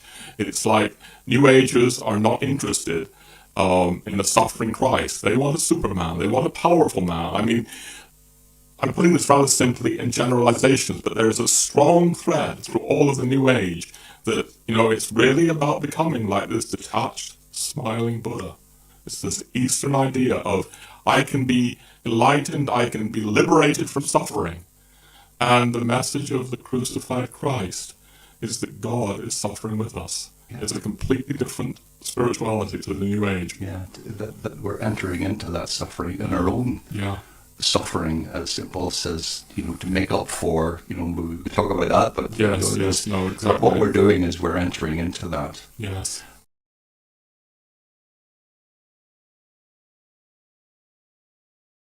I want to move into what I promised earlier, which is to make a few more technical clarifications. There are certain caveats that I do think I need to say. One is very much concerned with diversity. If critics were to criticize what I'm saying here, they might well say that I am not sufficiently allowing for the sprawling diversity of the New Age movement, or even the diversity within Theosophy. And I would agree to an extent in that the New Age is a sprawling and diverse movement that doesn't just take in Theosophy, but has now absorbed all kinds of things like environmentalism or psychotherapy, things that I mentioned at Findhorn earlier. All kinds of things are going on there. And people might say, aren't you being a little bit too simplistic here? Well, yes and no.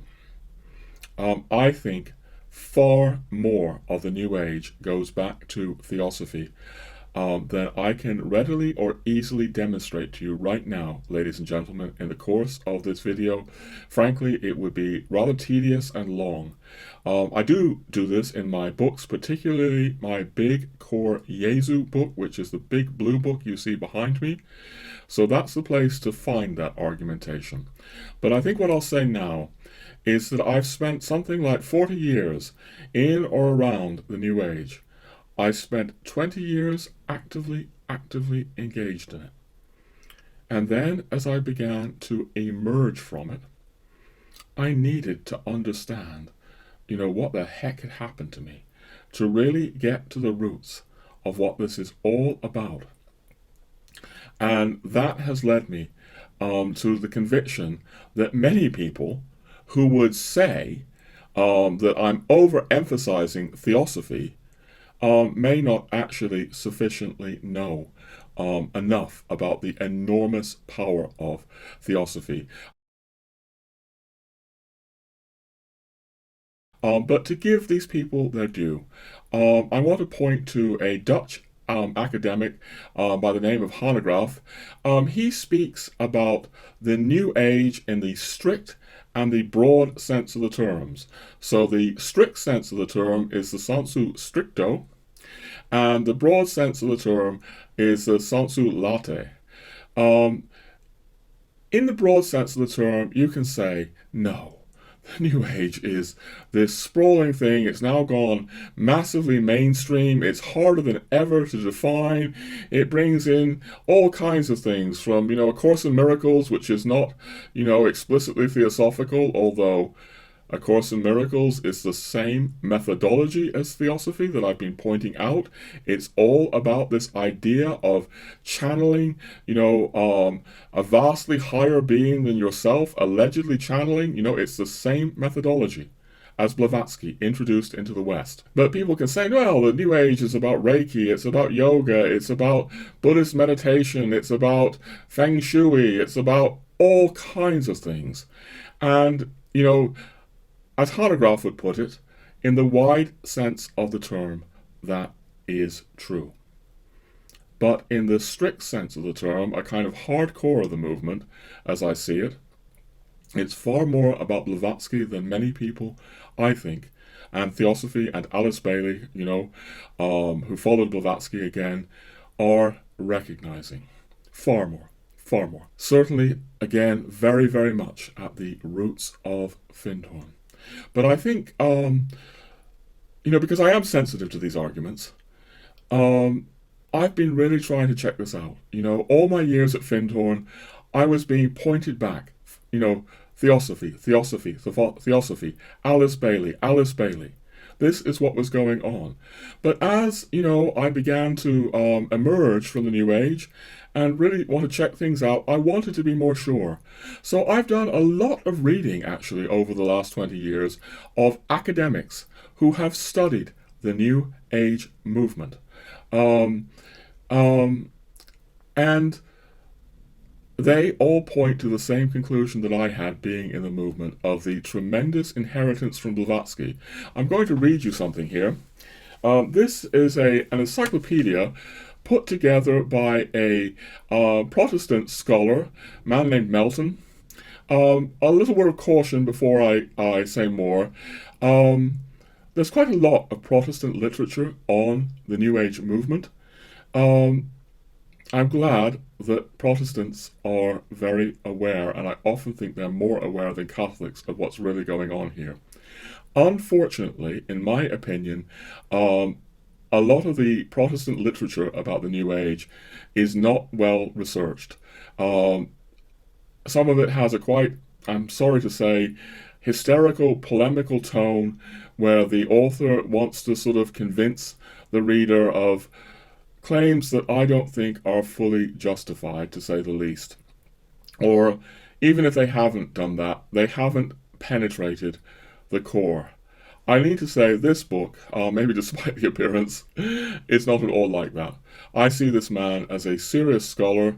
Maybe we'll just look at his blurb on the back. J. Gordon Melton is a nationally recognized author, lecturer, and scholar, founder of the Institute for the Study of American Religion and visiting scholar at the University of California, Santa Barbara. Melton has been described by the Los Angeles Times as a leading chronicler of religious movements in the United States. This man is not a kind of polemicist against the New Age. No. He's been studying new religious movements in depth with a kind of soberness and intelligence. The book is the fruit of many years of academic work of a decent caliber, in my opinion. And so if you go through this book, hundreds of pages here, you will find entry after entry after entry about the diversity of the New Age. You'll find everything from Ram Dass to Edgar Cayce to all kinds of people that don't seem to have much to do with Theosophy. He's including all kinds of people there. So he would be, if you like, based on his vast knowledge of the diversity of the New Age movement, you would think that if he would be well equipped to shoot down my arguments that the New Age owes far more to Blavatsky and Theosophy than is generally recognized. But what do we find here? I'm going to go to his entry on the Theosophical Society, page 305, and we read, "No single organization or movement has contributed so many components to the New Age movement as the Theosophical Society. Founded in New York City in 1875 by Madame Helena Petrovna Blavatsky," I'll abridge it a little bit, the society passed the occult tradition to more than 100 separate organizations in North America, and many more in Europe, though its formal membership was only in the tens of thousands. So yeah, only tens of thousands of formal members, but passing it on to vastly greater numbers than the actual formal members. Among the ideas the Theosophical Society spawned, developed, and nurtured are reincarnation, the Great White Brotherhood. By that he means the idea that I've been speaking about as the hidden masters located mainly in Tibet, although Blavatsky said that they weren't all in Tibet. Astrology, channeling, Atlantis and Lemuria, and yoga. That's the entry on Theosophy. Or there's far more to the entry, but we won't read it all. But let's just go to what he actually says about Blavatsky. Again, all these different entries in the book for all kinds of figures. Helena Petrovna Blavatsky, popularly called either Madame Blavatsky or simply HPB, stands out as the fountainhead of modern occult thought, and was either the originator and or popularizer of many of the ideas and terms which have a century later been assembled within the New Age movement. The Theosophical Society, which she co-founded, has been the major advocate of occult philosophy in the West and the single most important avenue of Eastern teaching to the West. Now, ladies and gentlemen, I'm sure there will be people who want to dispute Melton. They will say, what? Blavatsky is the single most important Easternizer of the West? That's quite a claim. They will point to all kinds of various Indian gurus and so on and so forth. I can't back all this up right now. You can read my book if you're interested. But I say that Blavatsky is can be really underestimated in what she's introduced into the West, and that academics like this who have studied the vast, sprawling New Age movement may see more clearly here than a lot of people as to the enormous continuity between Theosophy and today's New Age movement. Now, just like I'm pointing to the diversity of the New Age movement, I also think I need to say that there is indeed diversity within Theosophy. All right? And here I want to make, a couple of points at least that I hope will sort of help clarify things. Alice Bailey's version of Theosophy comes on the scene about 40 years after Blavatsky dies. Blavatsky dies 1891. I think Alice Bailey's first book is 1922. The people who are into Alice Bailey will see Alice Bailey as the absolute heir of Blavatsky. But there will be Blavatsky purists who say, no, no, no, no, no. Alice Bailey is like an interloper. It all gets very abstruse and complicated. We cannot unpack all these things here. I simply want to say that I do not want to give people the impression that even Theosophy is a monolithic movement. In my view, Alice Bailey vastly carries on Blavatsky's theosophical teaching. But there are variations, and I want to touch on one or two that have some relevance here. One is regarding Christianity. I already said that we owe the term Christ consciousness to Alice Bailey. Or let me rephrase that. It certainly goes back to Alice Bailey. I don't know the first person who ever put those two words together. But ladies and gentlemen, I will eat my hat if it's not Alice Bailey, or at least somebody very, very close to her in theosophical thinking. Certainly the term occurs repeatedly in the Alice Bailey books. Now, why am I bringing up Christ consciousness? Well, not only because it's gone into the whole New Age and all the things that Oprah Winfrey and all these kind of people speak about. Talks about the Christ consciousness. And up until then, I was like you, Margit. I thought Jesus came, died on the cross, that Jesus' being here was about his death, when it really was about him coming to show us how to do it, how to be, to show us the Christ consciousness that he had, and that consciousness abides with all of us. But this shows a certain difference from Blavatsky's Theosophy.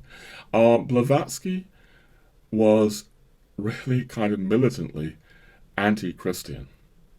What you have in the shift that happens in the Alice Bailey variant of Theosophy 40 years later is that Alice Bailey begins this kind of trend to sort of, that I've been speaking about in the New Age, where she claims not at all to be hostile to Christianity. So she doesn't have Blavatsky's militant anti-Christian crusading quality.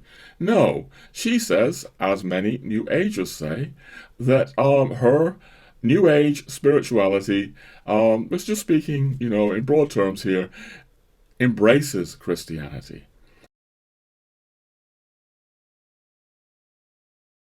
In fact, the later Alice Bailey starts speaking about something called a one-world religion. So, I've been speaking about how Theosophy is, generally hostile to the idea of religions. That is nakedly so in Blavatsky's Theosophy, and I would say it continues in Alice Bailey. There's a great deal of talk about needing to transcend the divisive, separated religions. But no, Alice Bailey ends up speaking later on about a one-world religion. We won't go too much into that, but strikingly, I will mention that she mentions that in this one-world religion, we will be celebrating festivals based around the full moon. So Easter has a certain reference point to the full moon, and she suggests we will be celebrating Easter. But the greatest festival of the one world religion is Wesak, which is the full moon on which the Buddha is held, if I recall correctly, to have both been born, to have been enlightened, and to have died. So in Alice Bailey's one world religion that she is prophesying coming with the age of Aquarius, we will have this kind of synthetic, syncretistic amalgamation of different traditions, but the greatest festival of all will be the Buddhist festival of Wesak. This is not the place to go into all kinds of technical details about Alice Bailey's vision. Maybe another episode we will do that. But my point is that even if Alice Bailey starts speaking about a one world religion, and that might seem to contradict, what I'm saying about New Agers or Theosophy rejecting religion, you examine it more carefully and the basic thrust is there. Alice Bailey is saying the world's religions all separate us. It's time for oneness, oneness, oneness. This is a major New Age term. Oneness, oneness, oneness. And there will be one world religion that is a kind of syncretism of all the, world religions. You can see that the basic general principles of moving from separate religious traditions to a universal approach continues. Begins with Blavatsky, it continues very much through Alice Bailey, and it is disseminated out into today's New Age movement.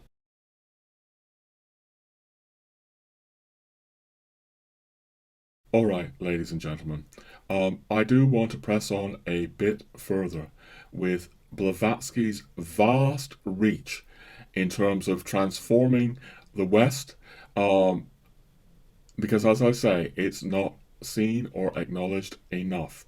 And I've been speaking, about academics like Hanegraaff speaking about New Age in the strict sense of the term, the broad sense of the term, or Melton.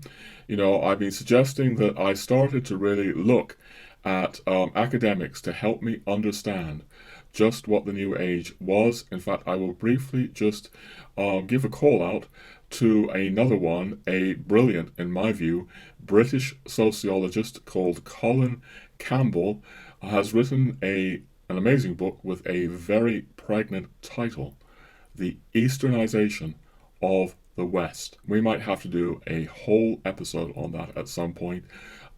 Campbell is really saying the West is becoming Easternized, and we're hardly aware of it.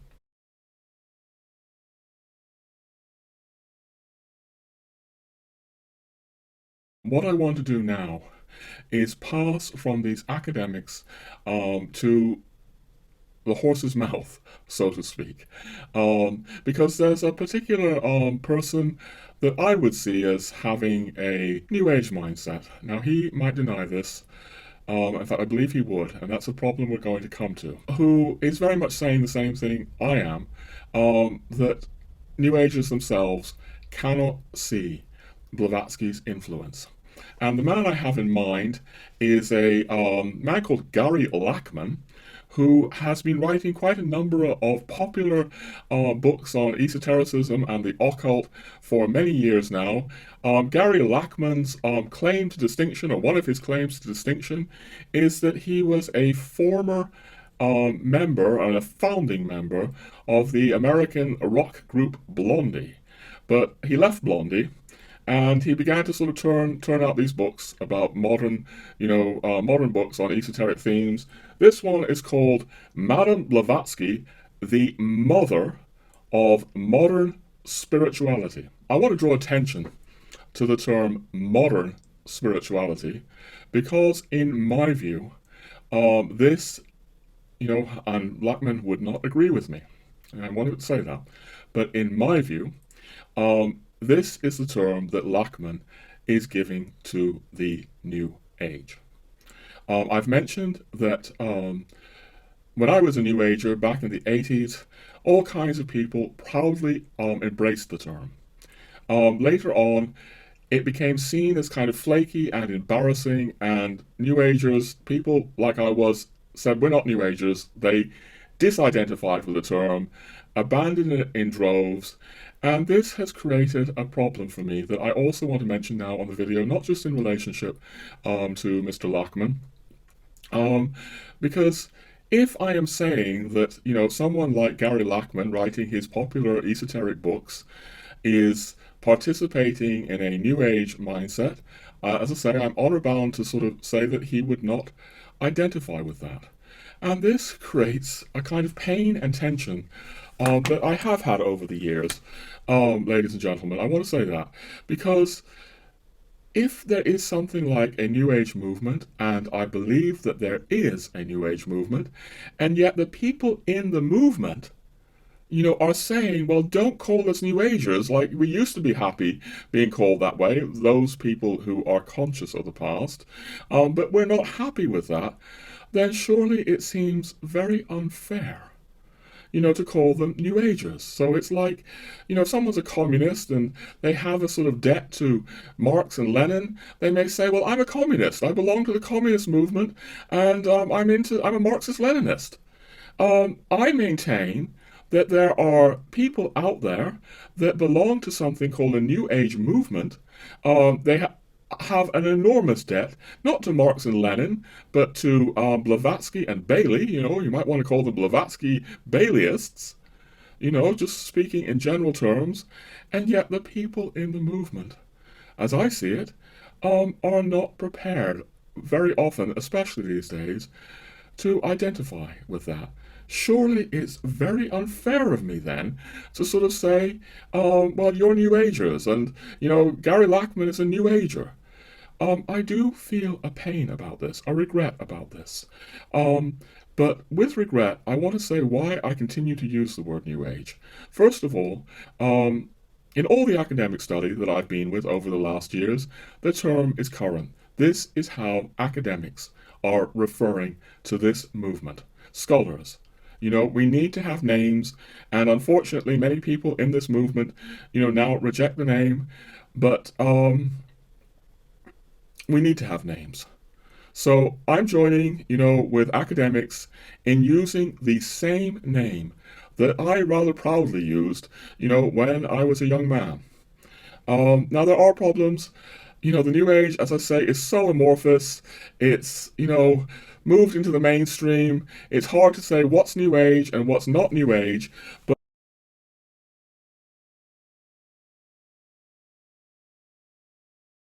I want to come back to Gary Lachman's term, modern spirituality. What I call New Age, he calls modern spirituality. And I really have, I have to say, problems with this. As we will see, as I begin to read you a passage here, we have the same idea.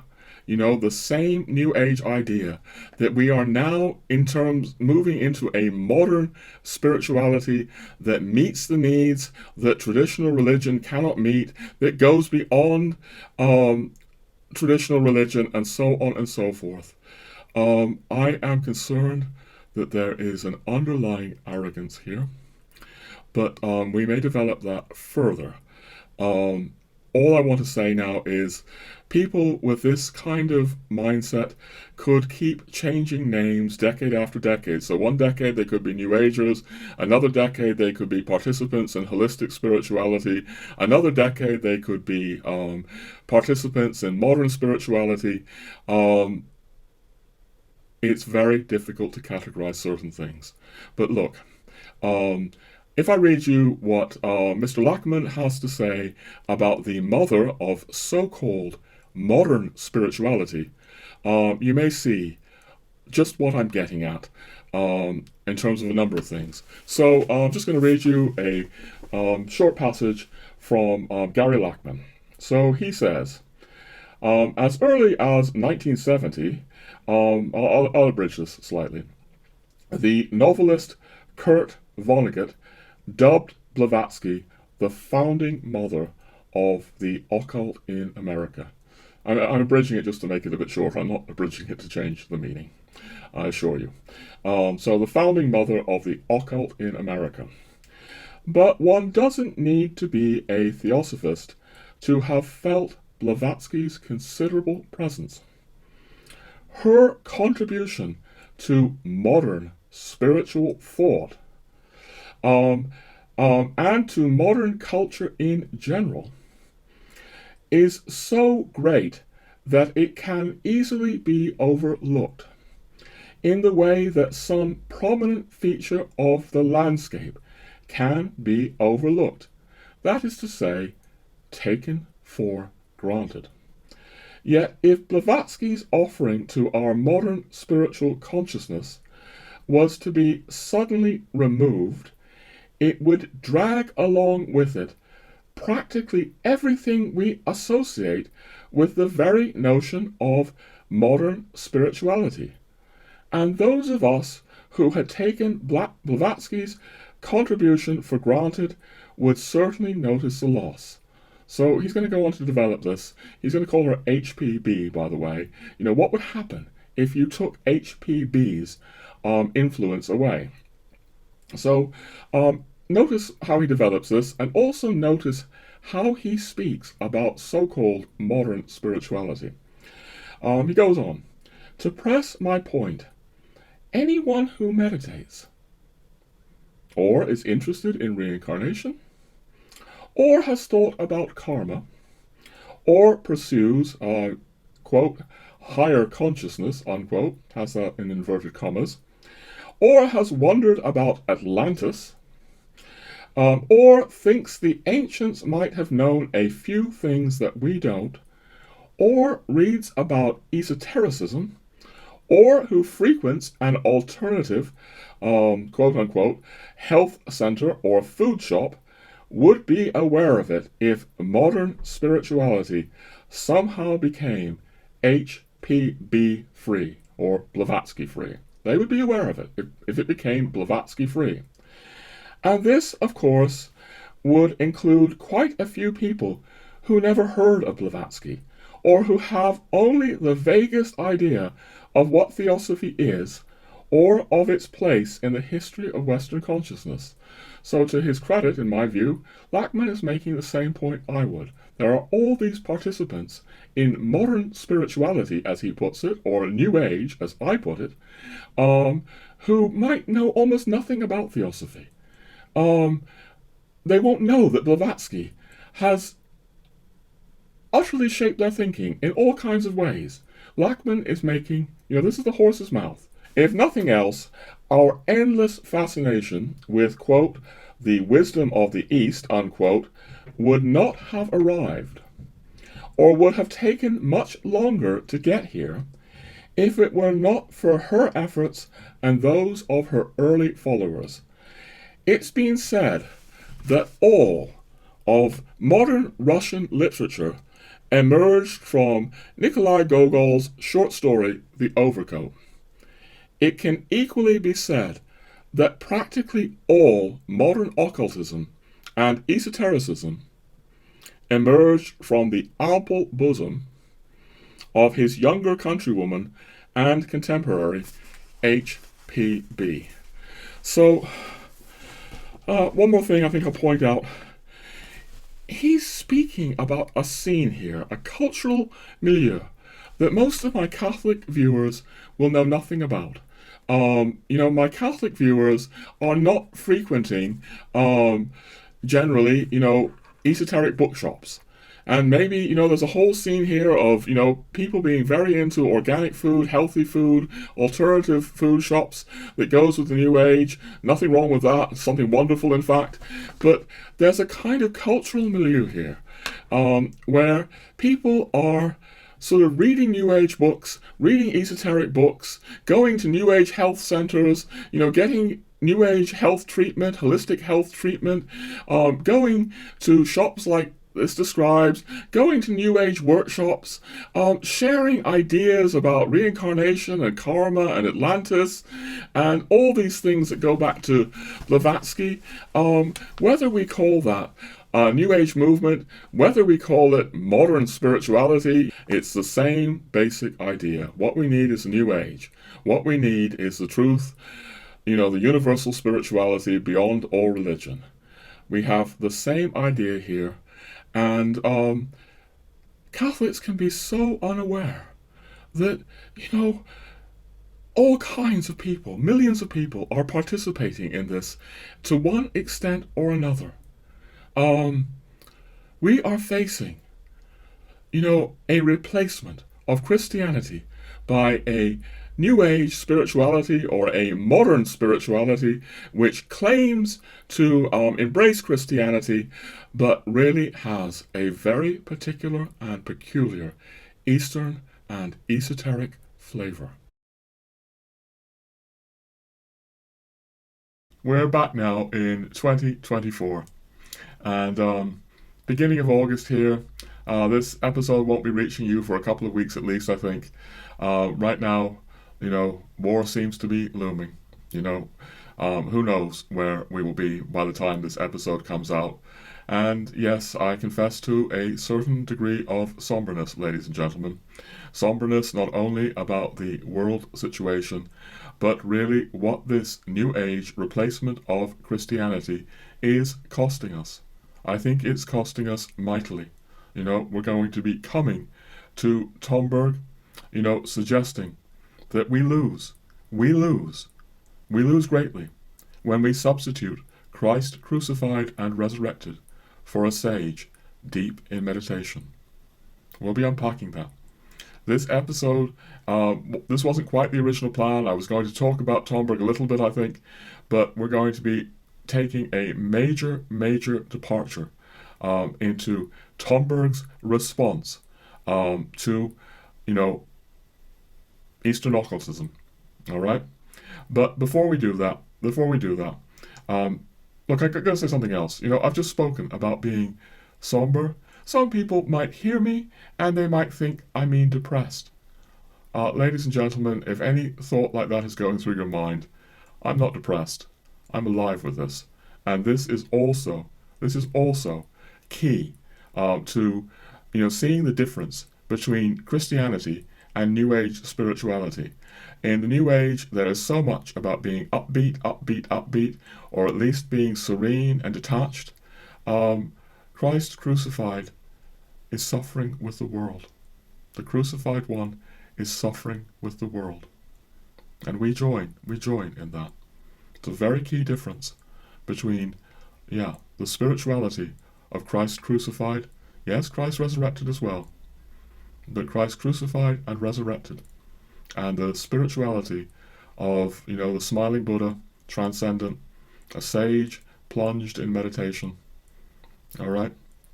But I'm somber.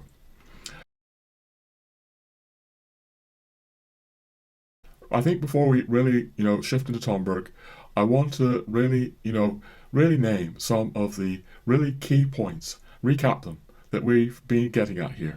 So, I've been really saying Theosophy. Theosophy is at the root of all of this. It's not the only root, but it's a far more major root than people do realize. So, I've tried to invoke different voices like Gary Lachman, saying the mother of all modern spirituality, so-called, is Helena P. Blavatsky, or a Protestant academic testifying to the same thing, or my own experience over many years in the New Age where I did know, to one extent or another, key people within the New Age movement in a strict sense. And I testify to this. So very, very much of this has to do with Theosophy, more than people realize. Next point I want to say is Theosophy is Eastern. Blavatsky's whole thing was a rejection of Western philosophy, Western thinking, very much Christian thinking, obviously, although she was quite anti-Semitic as well. That was, a whole rejection of the West.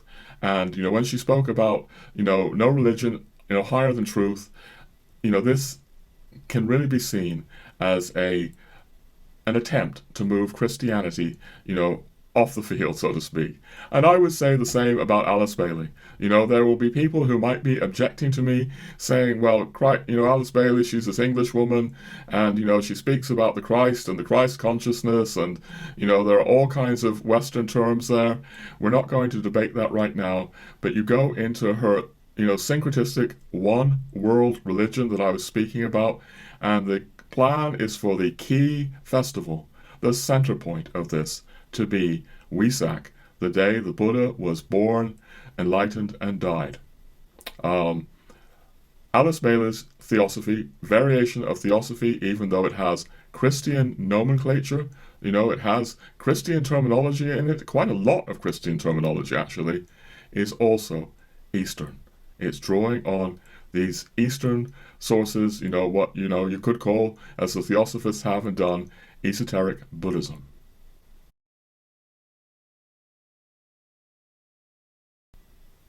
And before going on, I just want to make a note about another New Age text that has even more Christian terminology than Alice Bailey, and I'm speaking about the very key text, channel text, A Course in Miracles. Now, I'm aware, very well aware, that all kinds of people could object to my linking A Course in Miracles, in with the East, in with Theosophy, and I can see why they would do that. It doesn't have obvious links to the patterns that I am speaking about. I do actually think the links are there, but it's more than I will be able to unpack for you today. But anyway, yes, we have this very profoundly important, channeled book, so-called channeled book from, Jesus, so-called, that has been so important to people like Marianne Williamson, who then in turn influenced, Oprah Winfrey, again, bringing the same kind of Alice Bailey ideas. These ideas include, as we heard from Oprah Winfrey, that what's important is not Christ crucified and resurrected, but Christ as a teacher, Christ as exemplifying something called the Christ consciousness. All that, we've touched on. But right now, in terms of A Course in Miracles, I want to run for you 30-40 seconds of a man who teaches A Course in Miracles called David Hoffmeister. Now, I know very little about David Hoffmeister. Seems to me, from the little I know, and I imagine he will seem to you, as a kind, decent, idealistic person, as, New Agers generally are. In fact, he's kind enough that he says on his YouTube channel that, people can use his content for free. So thank you, Mr. Hoffmeister. I'm now going to run 30-40 seconds of you, and then we'll comment more. Many people who were Catholic, and they had a heck of a time with the Course in Miracles, because the definitions that Jesus was bringing forth in the Course were so different, and sin had a whole different meaning, and the Holy Spirit had a whole different meaning, and it's like they were like, oh, now I've got to unlearn my entire associations with all these words. Jesus and Buddha are both on the same wavelength. They're saying the same thing, come inside, let go, release, keep coming. All right, I don't think we need to say too much there. Christ is equated with, the Buddha. There's no real sense here of Christ crucified and resurrected, bringing something new and different and far greater into the world than any pre-Christian spirituality. Indeed, the very thing that I have just said there would be anathema to New Agers. The idea is can't you see? It's all the same thing. Christ consciousness, Buddha consciousness, Gaia consciousness, it's all the same thing. Moreover, this good man, Mr. Hoffmeister, is speaking about, suggesting Catholics need to unlearn, the Catholic religion for, the principles of A Course in Miracles that he clearly considers superior. And I have met all kinds of people into the Course in Miracles, over the years with exactly the same ideas. I had the same ideas myself. This represents a new dispensation for the age of Aquarius, where Christianity is going to be transcended and corrected by texts like Alice Bailey and A Course in Miracles. This is the superior teaching, and the Lord Jesus Christ in the Gospels is misrepresented. This is what's going on here, ladies and gentlemen. And, if I were to suggest that, the kind of people I'm talking about here, or the kind of person I was, were, victims of occultism without Christ. Victims, I say, very kind, decent people, well, I would just look crazy to them. And indeed, the person I am today would look crazy to the person I used to be. Look, this talk about victims of occultism without Christ, I'm very aware it may not just sound crazy. It may sound actually very hurtful or painful to even maybe some of my viewers. You could be watching this and think, this is not just crazy, it's possible that it could hurt, might make you even roll your eyes or throw things at the screen, that's possible. Like, my Catholic viewers won't understand this, I think. But I have, I think, viewers, who aren't Catholics, who've, got the same kind of background I have. They might not be specific New Agers, but they've come to Tomberg and they're reading him in that light, the same light that I used to do. And for me to suggest that Tomberg is speaking about occultism without Christ could be, really shocking. And as we'll be unpacking this, but it's, again, it's not Tomberg's words. That phrase, occultism without Christ, it's someone who knew him very well. We're coming to this. But I do want to be sensitive here. People will feel that, even if they're not Christians, many people will feel that they are close to Christ. It's in part because of the whole idea that I've been expressing, that, if you really believe in a universal spirituality and Jesus is the same as Buddha, how could you not have Christ? I do want to make some subtle precisions here before I go on, because this is the way that I used to think. So I'm very aware, ladies and gentlemen, lines, from the gospel. God is love, and he who abides in love abides in God, and God in him. When two or three are gathered in my name, all kinds of New Agey type people like I was, are like invoking the name of Christ and gathered in, his name. And for, maybe some of my viewers, this just sounds really possibly heavy and inappropriate.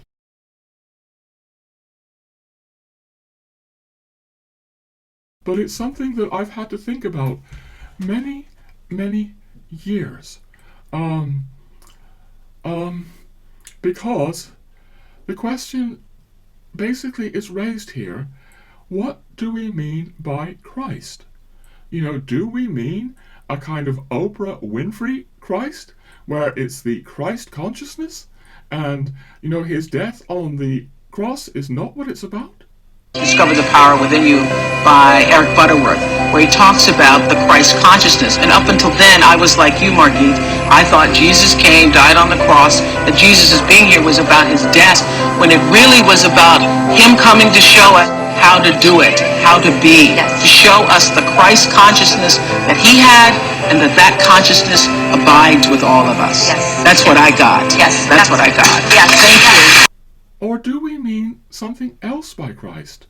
And it's like, if we're saying all the time Buddha is the same as Christ, look, it's like, I say potato, you say potato, I say, Buddha, you say Christ. Let's not call the whole thing off, because, people of the mindset I used to have will say, these are trivial differences, Roger. These things are all the same. And some of you, maybe even watching this, might say, how dare you? How dare you say this occultism is without Christ? How dare you?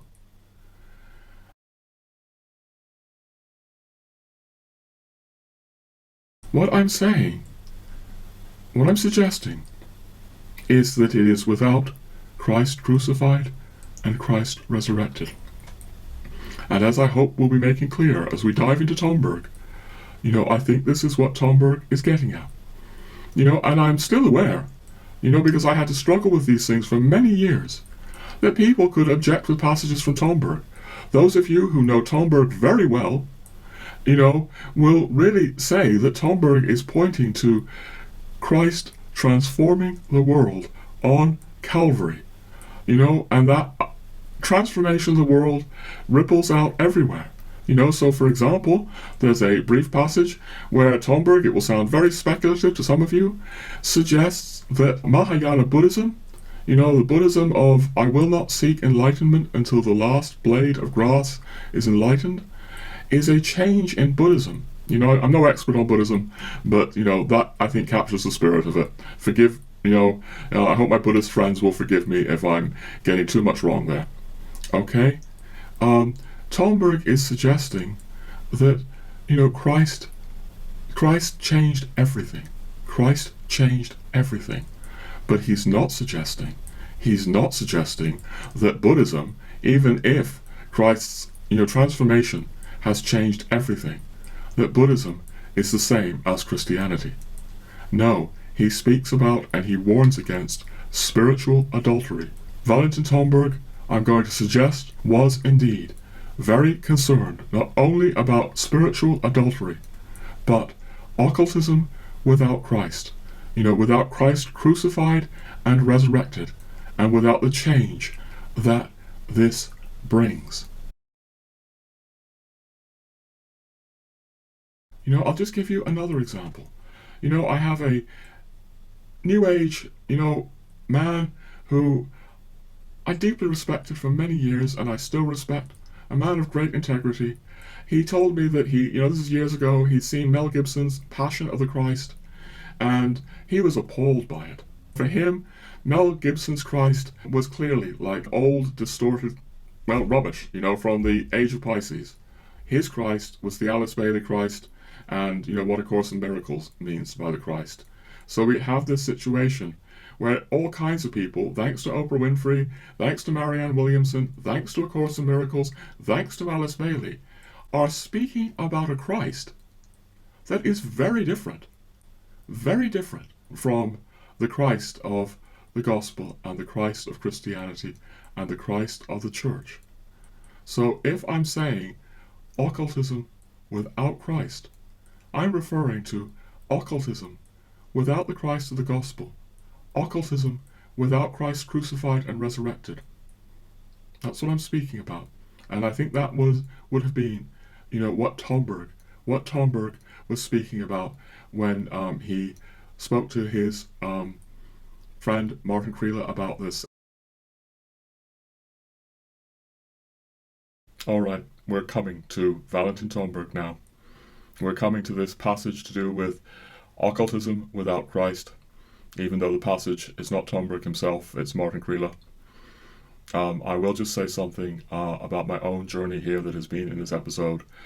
Clearly, the second half of my life has been very different from the first half. The first part of my adult life was completely devoted to this theosophical work at the heart of the New Age movement, at least the New Age movement in the strict sense of the term. And being liberated from this, I owe more than I can possibly say to Valentin Tomberg. I think that his work, his magnum opus, is, as I say, it has many, many goals, this book, but one of the goals is to deal with theosophical occultism, this Eastern occultism, and the book worked to liberate me from it. I think I should also give credit where credit is due to Rudolf Steiner. Obviously, Steiner's legacy is very problematic for the church, not least of all, because Steiner himself was so tragically critical of the church.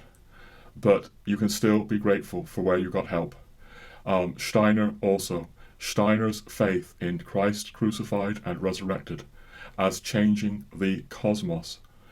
Steiner's rejection of the Theosophists. He had been a Theosophist himself. He claims that he was only ever a Theosophist in the hope that it could be Christianized. And when he realized that this Eastern Theosophy could not be Christianized, he left. I want to say that maybe also, there will be people, I think, watching this in time to come who will be, very much, in some way or another, influenced by the same kind of Anglosphere, New Age, Theosophical currents that I was. They might find it very hard. I found these issues very hard for years. And yeah, I think it's worth noting for those people that Steiner also very clearly rejected Theosophy, for reasons that are very much in the territory of what we're speaking about today. But look, what I want to do now is come to this book. This book is a German book, Anthroposophie und Kirche, by Martin Kriele. Martin Kriele, we mentioned already, was close to Tomberg. Tomberg spoke about him as his second son. So Tomberg had a real son, but he spoke about Kriele as his second son, and he bequeathed his literary legacy to him. So he left behind all the rights of his work to Martin Kriele when he died. So Martin Kriele was very clearly close to Tomberg. I got this book, I don't know, around 25 years ago when I lived in, Germany around that time. Yeah, maybe it's worth saying again. I had 2 precious years in Germany. Some of them, where I was working with Dr. Michael Frensch, who is Tomberg's, or was the late Dr. Michael Frensch, who was Tomberg's biographer. We went into this in an earlier episode. And Michael Frensch also deserves real credit for helping liberate me from, the kind of New Age, Findhorn type theosophical patterns that I was in. So much here. Anyway, long ago I could read German a bit and I could stumble through this, but my German's very poor today. So I've had a very dear friend of mine, a German friend, a native German speaker, has given me a translation of a very key passage here. And I've occasionally referred to this passage before, I've occasionally quoted parts of it, but I've never read the entire passage out like this, and we're going to do this now. Now, it speaks of very, very serious things, ladies and gentlemen. I think before we dive into the serious things that this passage speaks about, I do want to note, it's obvious, but I want to make it clear. This isn't Tomberg himself. This is, someone very close to him. But it's Martin Kriele reporting what Tomberg thought. It's, secondary material. It's then been translated into German, into English, by this very, very dear friend of mine. This is not the same as, Tomberg's work itself. But nonetheless, I think it's very valuable, and we're going to read it very seriously, and then we're going to actually link it to Tomberg's work itself. All right, so here we go. Occasionally, Kriele writes, Tomberg spoke of evil, in which he saw not only a lack of being, but very real powers, manifold and chaotic. One should not occupy oneself excessively with it. And this is, of course, what Tomberg says in his magnum opus. But pay attention to evil. Pay attention to evil in the seductive form of seeming good. Its method of adopting something beautiful and half true, which deceives us and leads us unwittingly into evil. And yes, these thoughts about deceptively beautiful half-truths are very relevant to everything I'm saying here. He was concerned with the art of the discernment of spirits, which was needed particularly also in matters of politics and political philosophy. In this context, he held Vladimir Solovyev's writings in high esteem. Those of you who know Tomberg's legal and political works that have now appeared thanks to Angelico Press will recognize Tomberg's political thinking and its debt to Solovyev. If people were afraid of evil occult groups and conspiracies, this was not principally unjustified. They did, in fact, exist. But most of the time, one did not understand how to localize them accurately. Ladies and gentlemen, I'm going to make a pause here. I am so concerned with so much of this material on the internet, with people not being able to localize these things and often sounding off as if they know what they're talking about and they don't. But anyway, Kriele goes on to say, thus the talk of a Jewish world conspiracy had been a fateful lie. All right? But in fact, sinister occult forces had worked in Hitler's and Lenin's movement. In Scottish Masonry, whose centre in London had been destroyed during the war and relocated to New York, he saw a dangerous occult countercurrent. I'm going to pause there. Later on, we're going to take a text from Meditations on the Tarot that refers to this, where Tomberg is saying things are never simple. Occult countercurrents to Christianity exist, but it's not a pure and simple thing that you can equate this with any one group, and that even within these groups, it's never this pure and simple. Hold that in mind, please, because we're going to come back to that with a quote from Meditations on the Tarot. So he's saying this dangerous occult countercurrent would lure man with the promise of humanity, but with the aim of a world without Christ and without death and resurrection. Those of you who know Tomberg's meditation on death, in his magnum opus, will recognize that. The quest for some kind of spurious immortality that has nothing to do with Christ. Okay? So he goes on to say, he described to me the methods of working of the sinister counter-occultism, for example, its influence on language, manners of speech, ideological forms of thinking, and the fostering of all sorts of enemy polarizations. Maybe I say something there as well.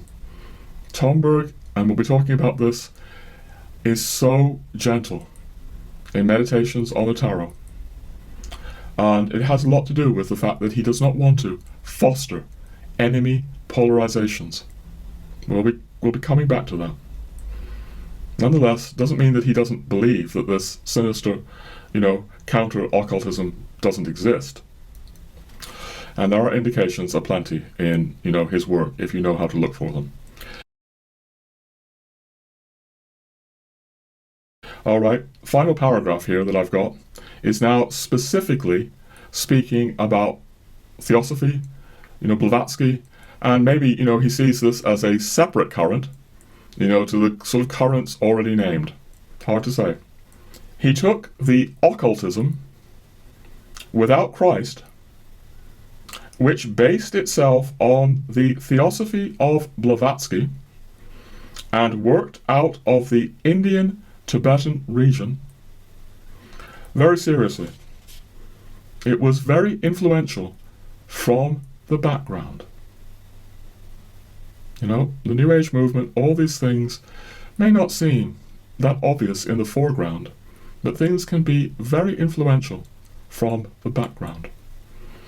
It was, for example, partly instrumental in the spread of Bolshevism, in the benevolent neutrality towards it, in the threatening East-West polarization, but also in the esoteric youth movement of the New Age, which began to flourish at the time. So yeah, Martin Kriele knew Tomberg, in the 1960s and early 70s, just before Tomberg died in 1973. And this is when this esoteric movement, esoteric youth movement he calls it, the New Age, began to really take off. And he's clear that Tomberg is linking this to occultism within the Indo-Tibetan region. Very, very serious things here. I think I want to stress again that I think it is necessary to realize that this is secondary material on Tomberg, however close Kriele was to him, and that Tomberg did not choose to express himself like this in the writings he left behind for us to read. I think there are all kinds of reasons for that, but I think one of them is exactly what Tomberg spoke about there, the danger of fostering polarizing enemy kind of attacks. Tomberg is committed to gentleness as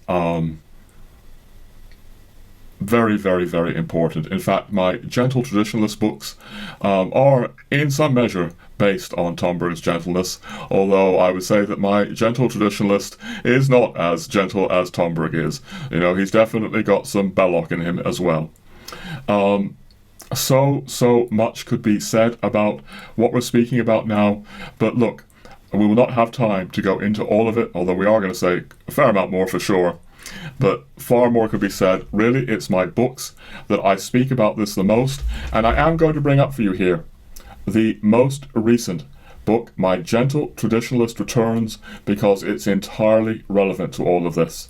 Not only the sort of fiction part of the book, which is something like 190 pages of the book, but it also has another 50-page non-fiction afterword, which is about all the things we're speaking about.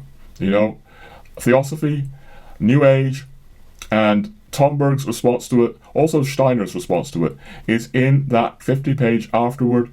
But the fiction part of the book is relevant as well, because what a lot of people don't realize about my, fiction books is that the fiction in them is really like an excuse for the ideas, and the ideas are mainly presented in dialogue format. So if you want to go further, this book actually might be the place to start with what I think here. But look, we are going to say more. And what I want to do is say that if you've really studied Tomberg's work deeply, and I've been studying it deeply, and we're trying to, over 25 years now, you can certainly find plenty to support what was spoken about in that passage. In fact, actually, just one more thing before we dive into Tomberg. I want to say that the curious things he says about, occultism, what Kriele says about occultism without Christ, working influential from the background, being, influential in Bolshevism and things like that. The book I've just held up actually presents evidence of that. The Alice Bailey work, the Agni Yoga work, which is related to it, is curiously very, very sympathetic to the Bolshevists, to communist Russia. I can't go into that right now, but my own life in the New Age, and it testifies to, that paragraph that Kriele is, saying that this is working influentially from the background. But really, right now, we're going to go into Tomberg's magnum opus, and I want to say that Tomberg, if you know how to read this, comes back to these themes again and again and again and again. He is again. Through what he says in this book, he undid my theosophy. He liberated me from this, okay? Because there are many, many, many passages in the book that relate to this problem. All right? And I would say the passages fall into two types. Sometimes, they're very general, but you can see a kind of veiled meaning in them. And sometimes he really does get very specific, about the Eastern, Mahatmas from the Indo-Tibetan region. We're going to start with one of the more general passages. We're going to just, I think, mainly focus on two passages before we close this episode. We're going to read you, and I encourage you, ladies and gentlemen, to try to follow this along meditatively. Listen to it, with your heart. Listen to it with stillness, if you can. All right, without further ado, I'm going to come to a passage here. This is from 298 of the Meditations. All the fruits of human experience merit being studied and examined, and, according to their merit, accepted or rejected. But experience is one thing, and faith, or metaphysical ideal, is another. With the latter, so the realm of faith, what is at stake are the moral values, and he has that italicized, moral values, this is the key here, that one cannot change without essential ruin or gain in the life of soul and spirit. So we can be ruined by this. One cannot change faith without gaining or losing. A Negro fetishist who embraces Islam gains. A Christian who is converted to Islam loses. The former gains new moral values for his soul. The latter loses moral values from his soul. Regrettable or not, it is a fact that religions constitute a scale of moral and spiritual values. He's saying here very clearly, they're not all the same. There are all kinds of people reading Tomberg that like to ignore paragraphs like this. People like the New Ager I used to be. They are not equal, being stages of mankind's evolution over millennia, on the one hand, and successive revelations from above, on the other hand. There is therefore no religion without value, or that is even intrinsically false or diabolical. But on the other hand, there is no religion of higher value than that of love. Spiritual adultery is therefore the exchange of a higher moral and spiritual value for a lower moral and spiritual value. It is, for example, the exchange of the living God for an impersonal divinity, Christ crucified and resurrected, for a sage deep in meditation. And he goes on, you can read it for yourself if you want, but a sage deep in meditation. There is a lot hinted there, ladies and gentlemen, if you know about the Eastern meditative practices, and you read the book in conjunction with what else he has to say about Eastern sages plunged in meditation. And in a sense, these Eastern sages plunged in meditation, you can honor things that they are with, but what they are with is not the same as Christ crucified and resurrected. And it's not the same as the new world that Christ, our Lord Jesus Christ, gives birth to through his crucifixion and his resurrection.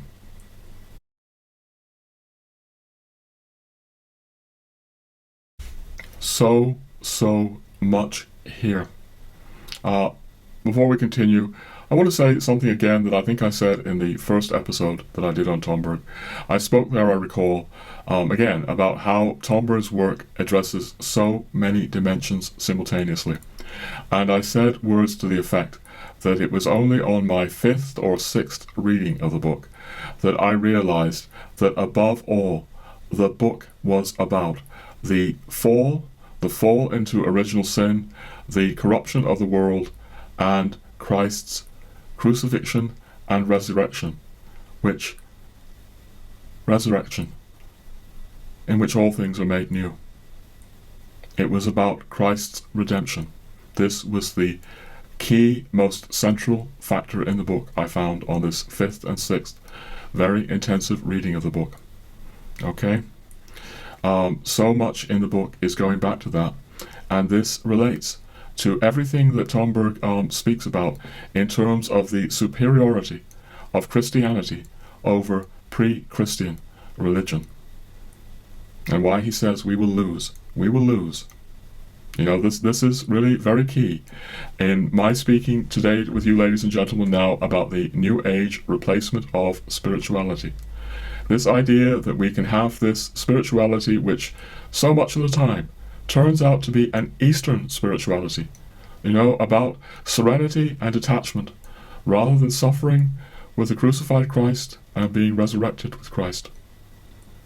You know, a very different spirituality, all being mixed up with Buddha consciousness, Gaia consciousness. For all I know, you know, I'm sure there would be New Agers if I said voodoo consciousness to them. You know, they wouldn't bat an eyelid. It's tragic. It's tragic. I'm not saying all New Agers would say that. New Agers are a very diverse lot, as I say. All right? But passages like we just read point to the immense cost to the world of the New Age replacement of Christianity. And now, look, I'm going to contradict myself. I said I was only going to read 2 passages. I've decided now to add a 3rd one into the mix. There's an extremely beautiful passage that was enormously important for me. And it's a bit mysterious, it's a bit cryptic, we won't unpack all of it for you. I also want to say that keep in mind that Tomberg is writing this book for Hermeticists, for esotericists. You know, I mentioned in the episode that we recently did with Kim, where we were beginning to go into W.B. Yeats, you know, the great Anglo-Irish poet, also, you know, had been a theosophist, you know, practicing magician, and Maud Gonne. We're definitely coming back to Maud Gonne. I brought up in that episode that, you know, she had rejected Yeats for, you know, a journey into the Catholic Church. That's a digression. But parallels to Tomberg, which are important. We're developing these things in these episodes. Look, I want to read this passage. You know, this is the kind of thing that might have spoken to W.B. Yeats. Tomberg is writing in a language that people like great cultural figures, like Yeats, might have been able to understand. You know, I can't help but wonder, you know, if Yeats had had Tomberg, he might have been liberated as well, you know, from the things that I do see that Yeats was caught up in. Okay? So,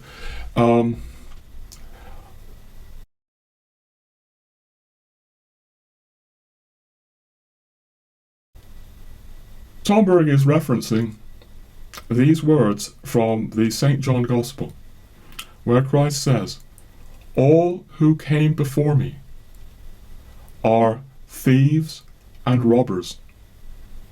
And Tomberg writes, there is a profound mystery in these words. Indeed, how may they be understood alongside numerous other sayings of the Master? He means our Lord, referring to Moses, David, and other prophets who were all before him. Now, it is a matter here not of theft and robbery, but of the principle of initiation.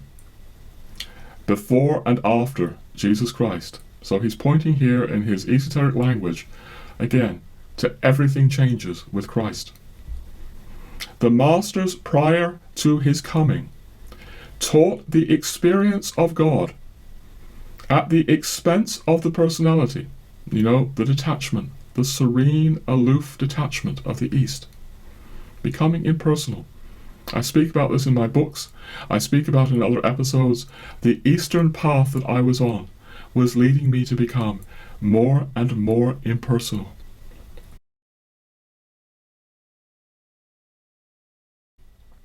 The masters prior to his coming taught the experience of God at the expense of the personality, which had to be diminished when it was seized by God or immersed in God.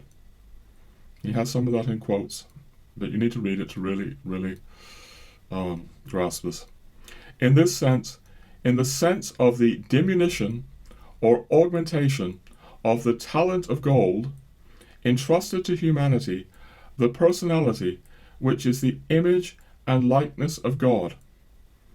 The masters prior to Christ were thieves and robbers. And he has a quote here from Goethe.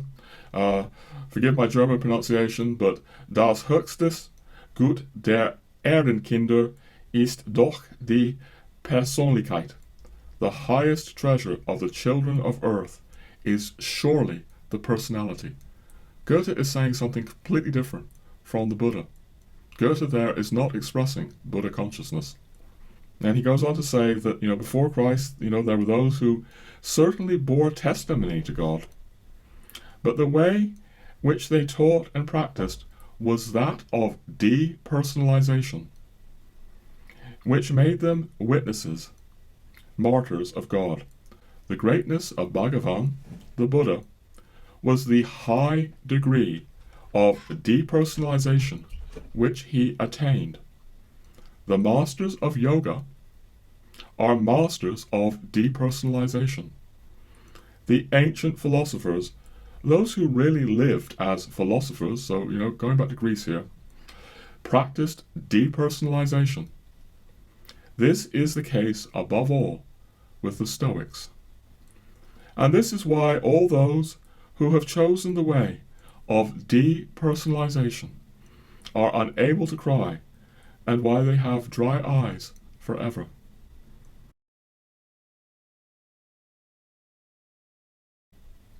And he goes on to say that, before Christ, there were those who certainly bore testimony to God. But the way which they taught and practiced was that of depersonalization, which made them witnesses, martyrs of God. The greatness of Bhagavan, the Buddha, was the high degree of depersonalization which he attained. The masters of yoga are masters of depersonalization. The ancient philosophers, those who really lived as philosophers, so, going back to Greece here, practiced depersonalization. This is the case above all with the Stoics. And this is why all those who have chosen the way of depersonalization are unable to cry, and why they have dry eyes forever. For it is the personality which cries and which alone is capable of the gift of tears. Blessed are those who mourn, for they shall be comforted. I've spoken about this before in my writings, and I think in the videos as well. The Eastern path that I was on was robbing me of the capacity to weep, the capacity to mourn, to mourn. I have a video on this channel called How Catholicism Made Me Human. And it's about this as well. How the sacraments of the church, reawakened my humanity after this process of Eastern depersonalization with Theosophy and above all with Alice Bailey. Therefore, this is one aspect at least. There is also another, more profound one, but I do not know if it will be possible to write about it in one of the following letters. according to which we may say that the mysterious words relating to thieves and robbers can become a source of radiant light. When the Gospel speaks of those who came before Jesus Christ, it is not only time which the word before designates, but also the grade of initiation. They are thieves and robbers with respect to the personality, since they taught the depersonalization of the human being. In contrast, the Master, again he means our Lord Jesus Christ, also says, I have come that they, the sheep, may have life and have it abundantly. In other words, the Master has come in order to render more living that which is dear to him and which is menaced with dangers, i.e. the sheep as the image of the personality. I'm going to stop reading that, ladies and gentlemen.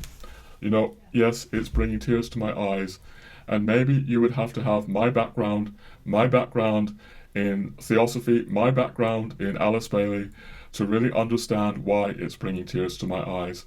But passages like that worked to free me from Theosophy and to liberate me from New Age ideas like it's all the same.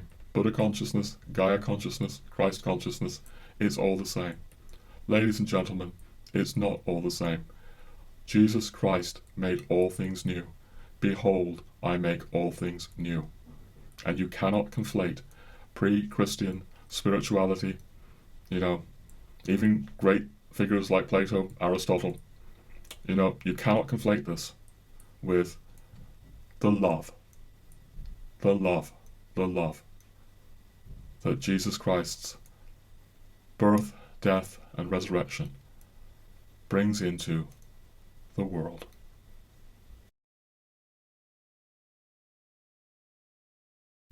Alright, so much might be said. So many passages in the book might be referred to. We are coming to the major passage where he speaks about the Theosophical Mahatmas of the East, or a major passage. But look around his work. You know, for example, notice what Tomberg says about the symbol of the circle of the serpent biting its own tail. He goes into this in great depth, this symbol of the closed world of the circle.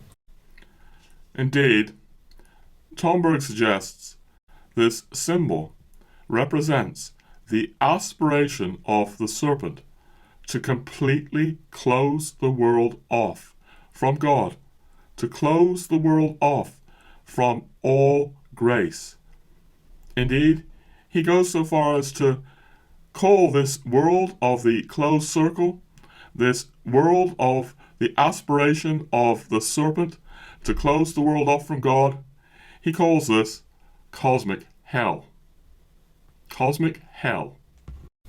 And then notice how that very symbol is the symbol of the Theosophical Society initiated by Blavatsky. You know, with an Om at the top, a swastika, and other symbols. If you think about the symbols that Tomberg is talking about in the book, you will see that he is pointing to things. And again, I want to bring back what I said about Tomberg not wanting to foster enemy polarizations. He points to things gently and subtly to allow you to develop your own thinking and your own conclusions. You know, he's not hitting people over the head in a way that maybe some of us would prefer, saying this is bad, or whatever. And this is partly because Tomberg, you know, knows that God is never absent anywhere. God is always present, even if in a very small way indeed.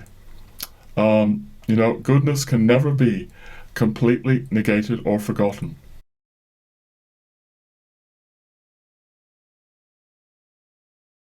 And I'm bringing that up because I'm now going to dive into a passage where Tomberg really speaks about the Eastern Mahatmas, you know, who worked with Blavatsky, He also goes into Masonry here a little bit, or he touches on it.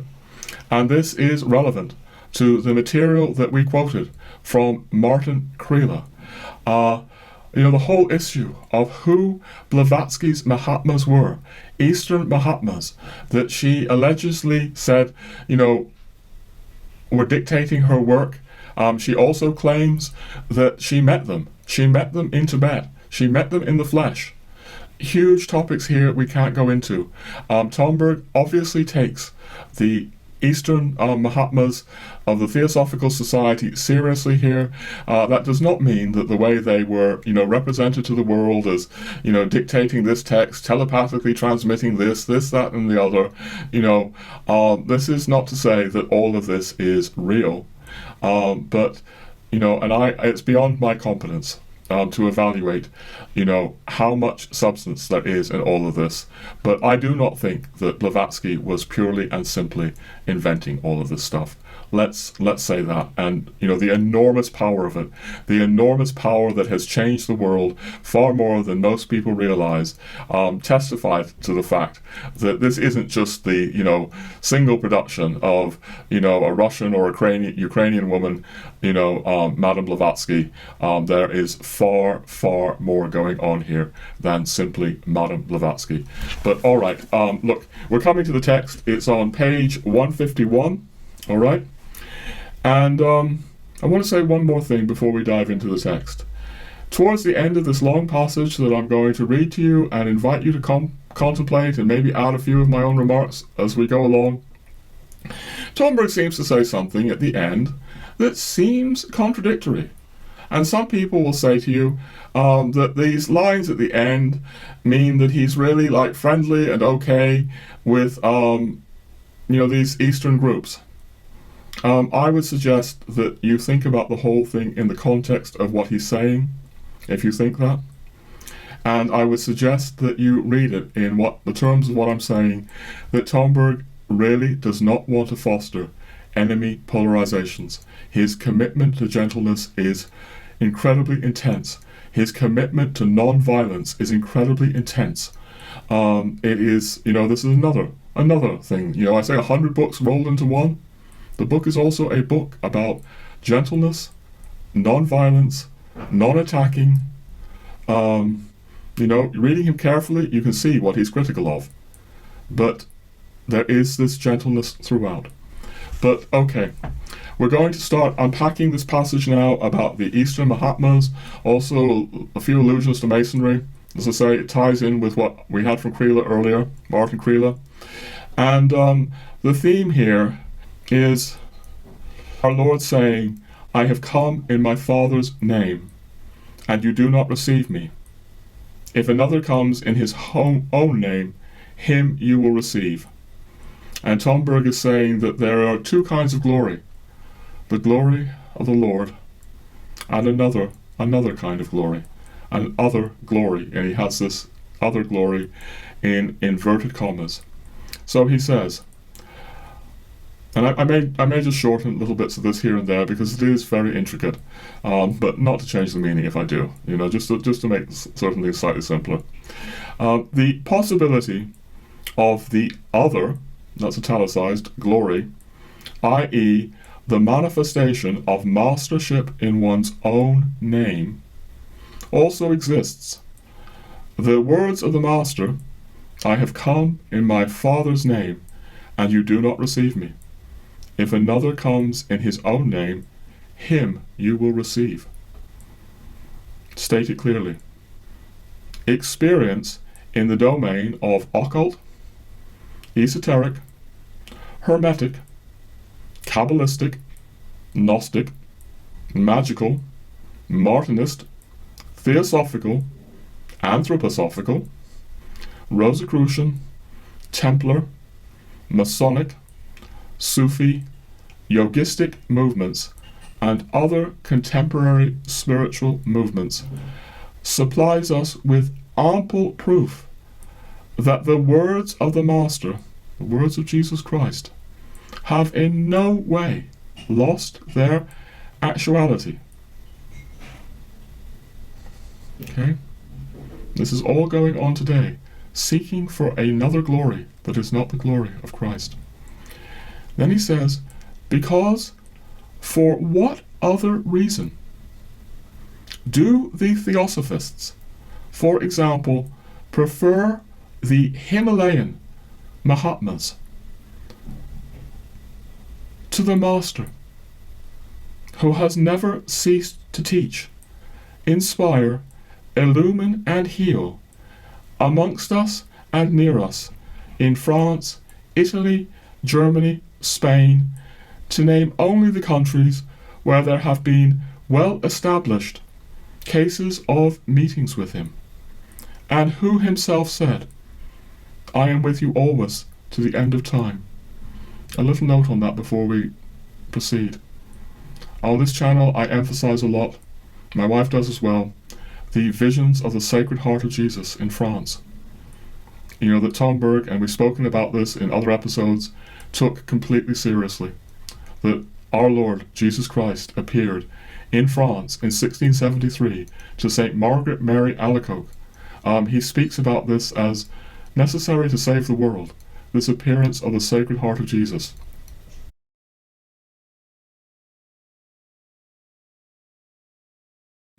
And, his reference to Spain is no doubt, taking in mind, the encounters with our Lord, with Saint Teresa of Avila, who he also, speaks about in the book, her visions of Christ. So he's saying that, why do we prefer Theosophy when we have Christ? And it goes even more than this.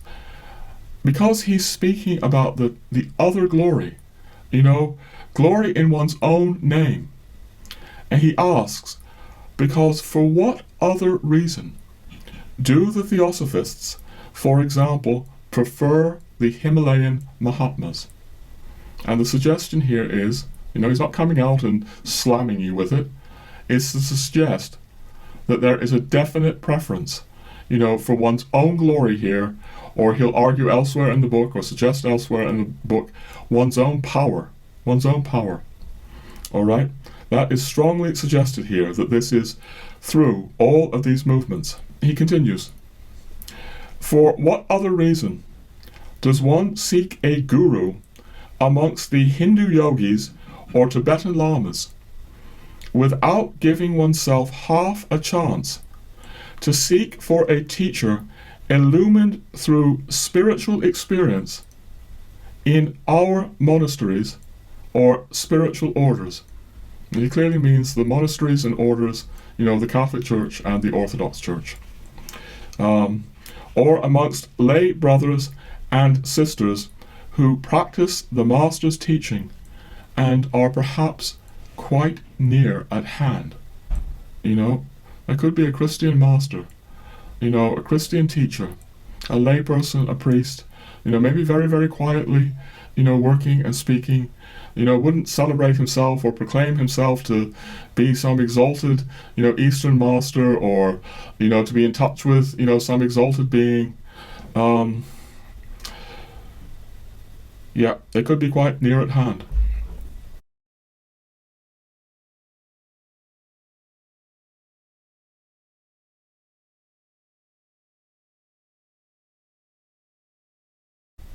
And why do members of secret societies or orders of the Masonic type consider the sacrament of flesh and blood of the Lord insufficient for the work of building the new man?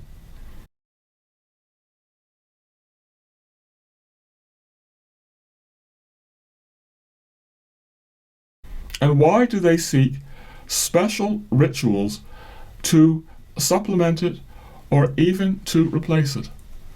I've touched on similar things in earlier episodes, at least touched on them, that people are rejecting the Eucharist or feeling that it isn't enough, and he's asking, what is this really about? What is this really about? And he goes on to suggest an answer, in a gentle way. All these questions fall under the heading of the words of the Master, I have come in my Father's name, and you do not receive me. If another comes in his own name, him you will receive. Why? Because for some, the Superman has more attraction than the Son of Man. And because he promises them a career of increasing power, whilst the Son of Man offers only a career of foot washing. Christ washing the feet. And this is another theme in the book. We can aspire to power, or we can wash the feet, and we can aspire to serve. Okay? Read this in the context of the whole book and see if it makes sense. Now I come to this passage where, he seems to contradict himself to some people's minds. If you think carefully about it, I don't think there's a contradiction, but it has to be read. Dear unknown friend, do not interpret what I am saying in the sense that I am opposed or even hostile to the above-mentioned societies, fraternities, and movements of a spiritual and initiatory nature, nor in the sense that I am accusing them of an anti-Christian attitude. He really goes out of his way not to accuse people. But, he is raising the question, what is this all about? He is suggesting things with the ideal of the power of the Superman, rather than, foot washing. Do not attribute me with a lack of respect for the Mahatmas and Gurus of India. It is a matter here only of the purely psychological tendency, that's italicized, that I have been able to observe something of everywhere, which prefers the ideal of the Superman to the ideal of the Son of Man. So he's observing this everywhere, very clearly in these societies. There is room to add, in order to do justice to the societies and fraternities mentioned. He wants to be fair. He wants to do justice. That if this tendency shows up all over the place, at the core of these societies and fraternities, it is also so that it is everywhere combated in a more or less effective way. There is always an opposition to this tendency. In other words, good is everywhere. Although the opposition is sometimes only that of a minority. I've pondered this passage many, many times over the years, ladies and gentlemen. And it relates to what we were saying about, in the Kriele passage, he was speaking about, Kriele was saying that Tomberg believed in a dangerous, counter, occultism, and there the suggestion was, in at least certain Masonic societies, I'm no expert on Masonry, and Masonry is very, very variegated. There's no way that I can speak about this in a blanket way. But the thing is, he's speaking about a tendency to power that exists, within such societies. It's not a sort of blanket, everyone in this and everything to do with this is all completely evil. But he was pointing clearly to Kriele. He was pointing out to Kriele that this sinister counter-occultism exists. It existed. This is what we heard in the Kriele passage. Here he is speaking about this ideal of power, what prefers, the power of the Superman to the Son of Man being all over the place in these, societies and initiation fraternities.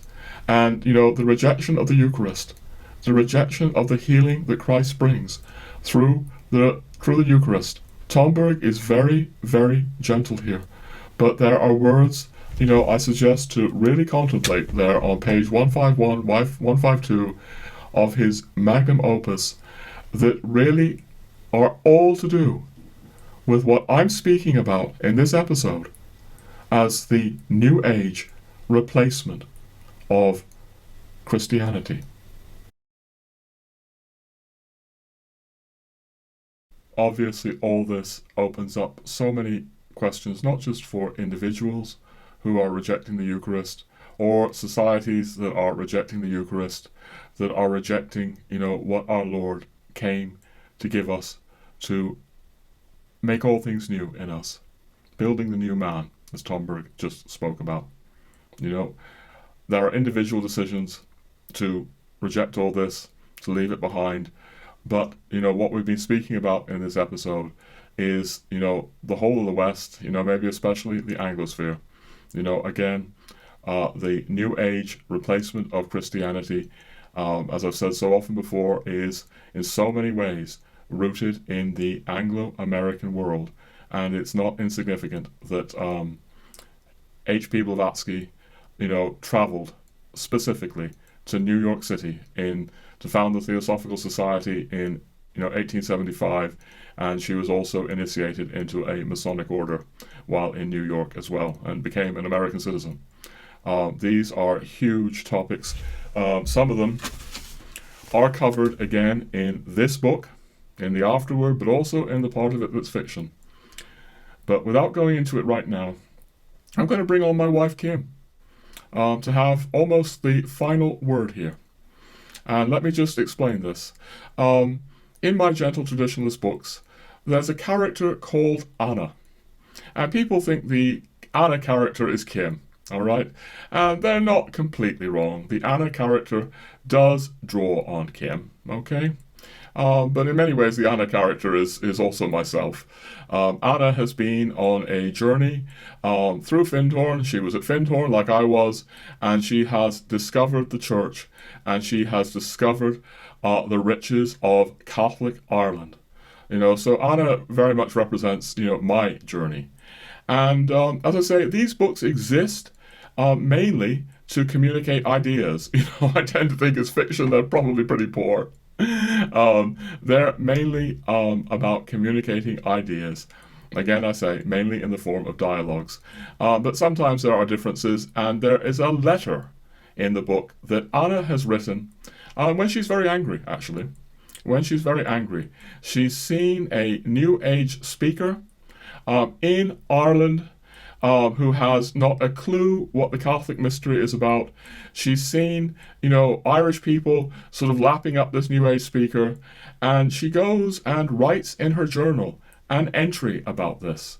And as I say, because, Anna's is a female voice, and because Anna is at least partially based on Kim, my wife Kim, rather than read the passage myself to you, I've decided to let Kim do a little segment here where she reads, Anna's distressed words about, what's happening in Ireland, but it's, very, very relevant to what's happening throughout the whole of the West, and particularly, the Anglosphere.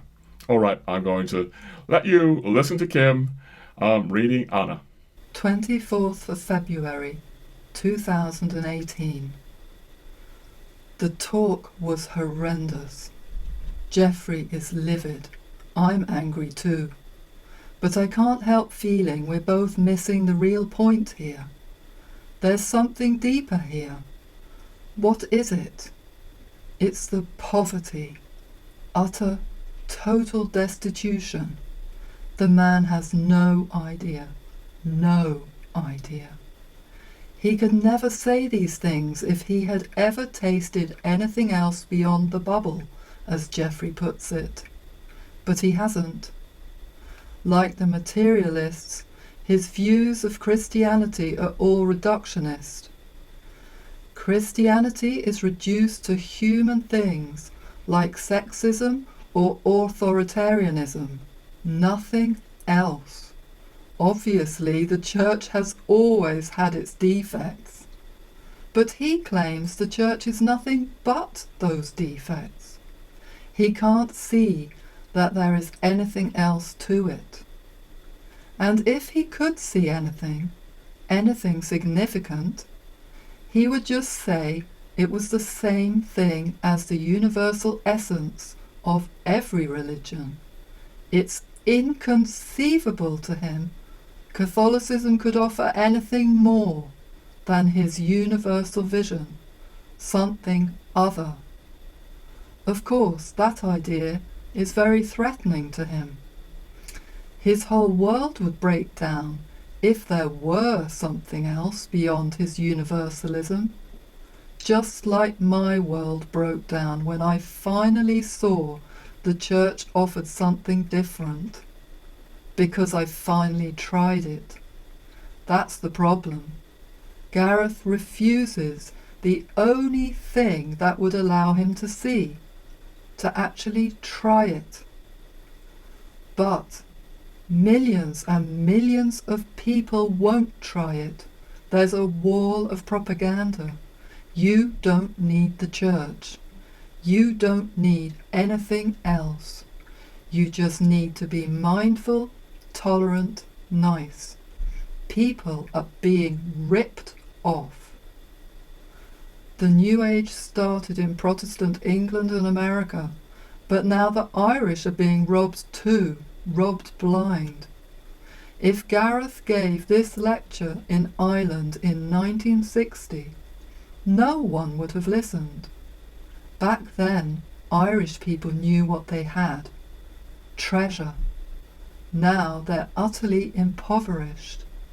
The Irish once had gold. Today, they're trading it for plastic. Only one last very obvious thing to say related to this theme, and that is that, obviously, if you've heard the last passage, you will see my debt to Tomberg. And my debt to Tomberg runs through all of my books and my videos. Tomberg speaking about exchanging, moral and spiritual values, exchanging lower spiritual values for higher, or tragically, exchanging higher spiritual values or moral values for lower ones. That's what that passage has been at least partly inspired by. The gold exchange, where people are trading the gold of Christ for plastic. That's just an example of how Tomberg's work, filters into my own. And yeah, I'm very concerned about exchanging the gold of Christ for a supposedly universal spirituality, or a one-world religion, as Alice Bailey wanted, that so much that is precious is in the process of being lost. A few last items now. I mentioned the Buy Me a Coffee scheme. Yeah, we do want to ask for help. And I will just mention, there's a link down below for that. And I will also mention that we are going to have a membership program of some kind where anyone who could, support us on a monthly basis will get premium or exclusive content. So I wanted to mention that.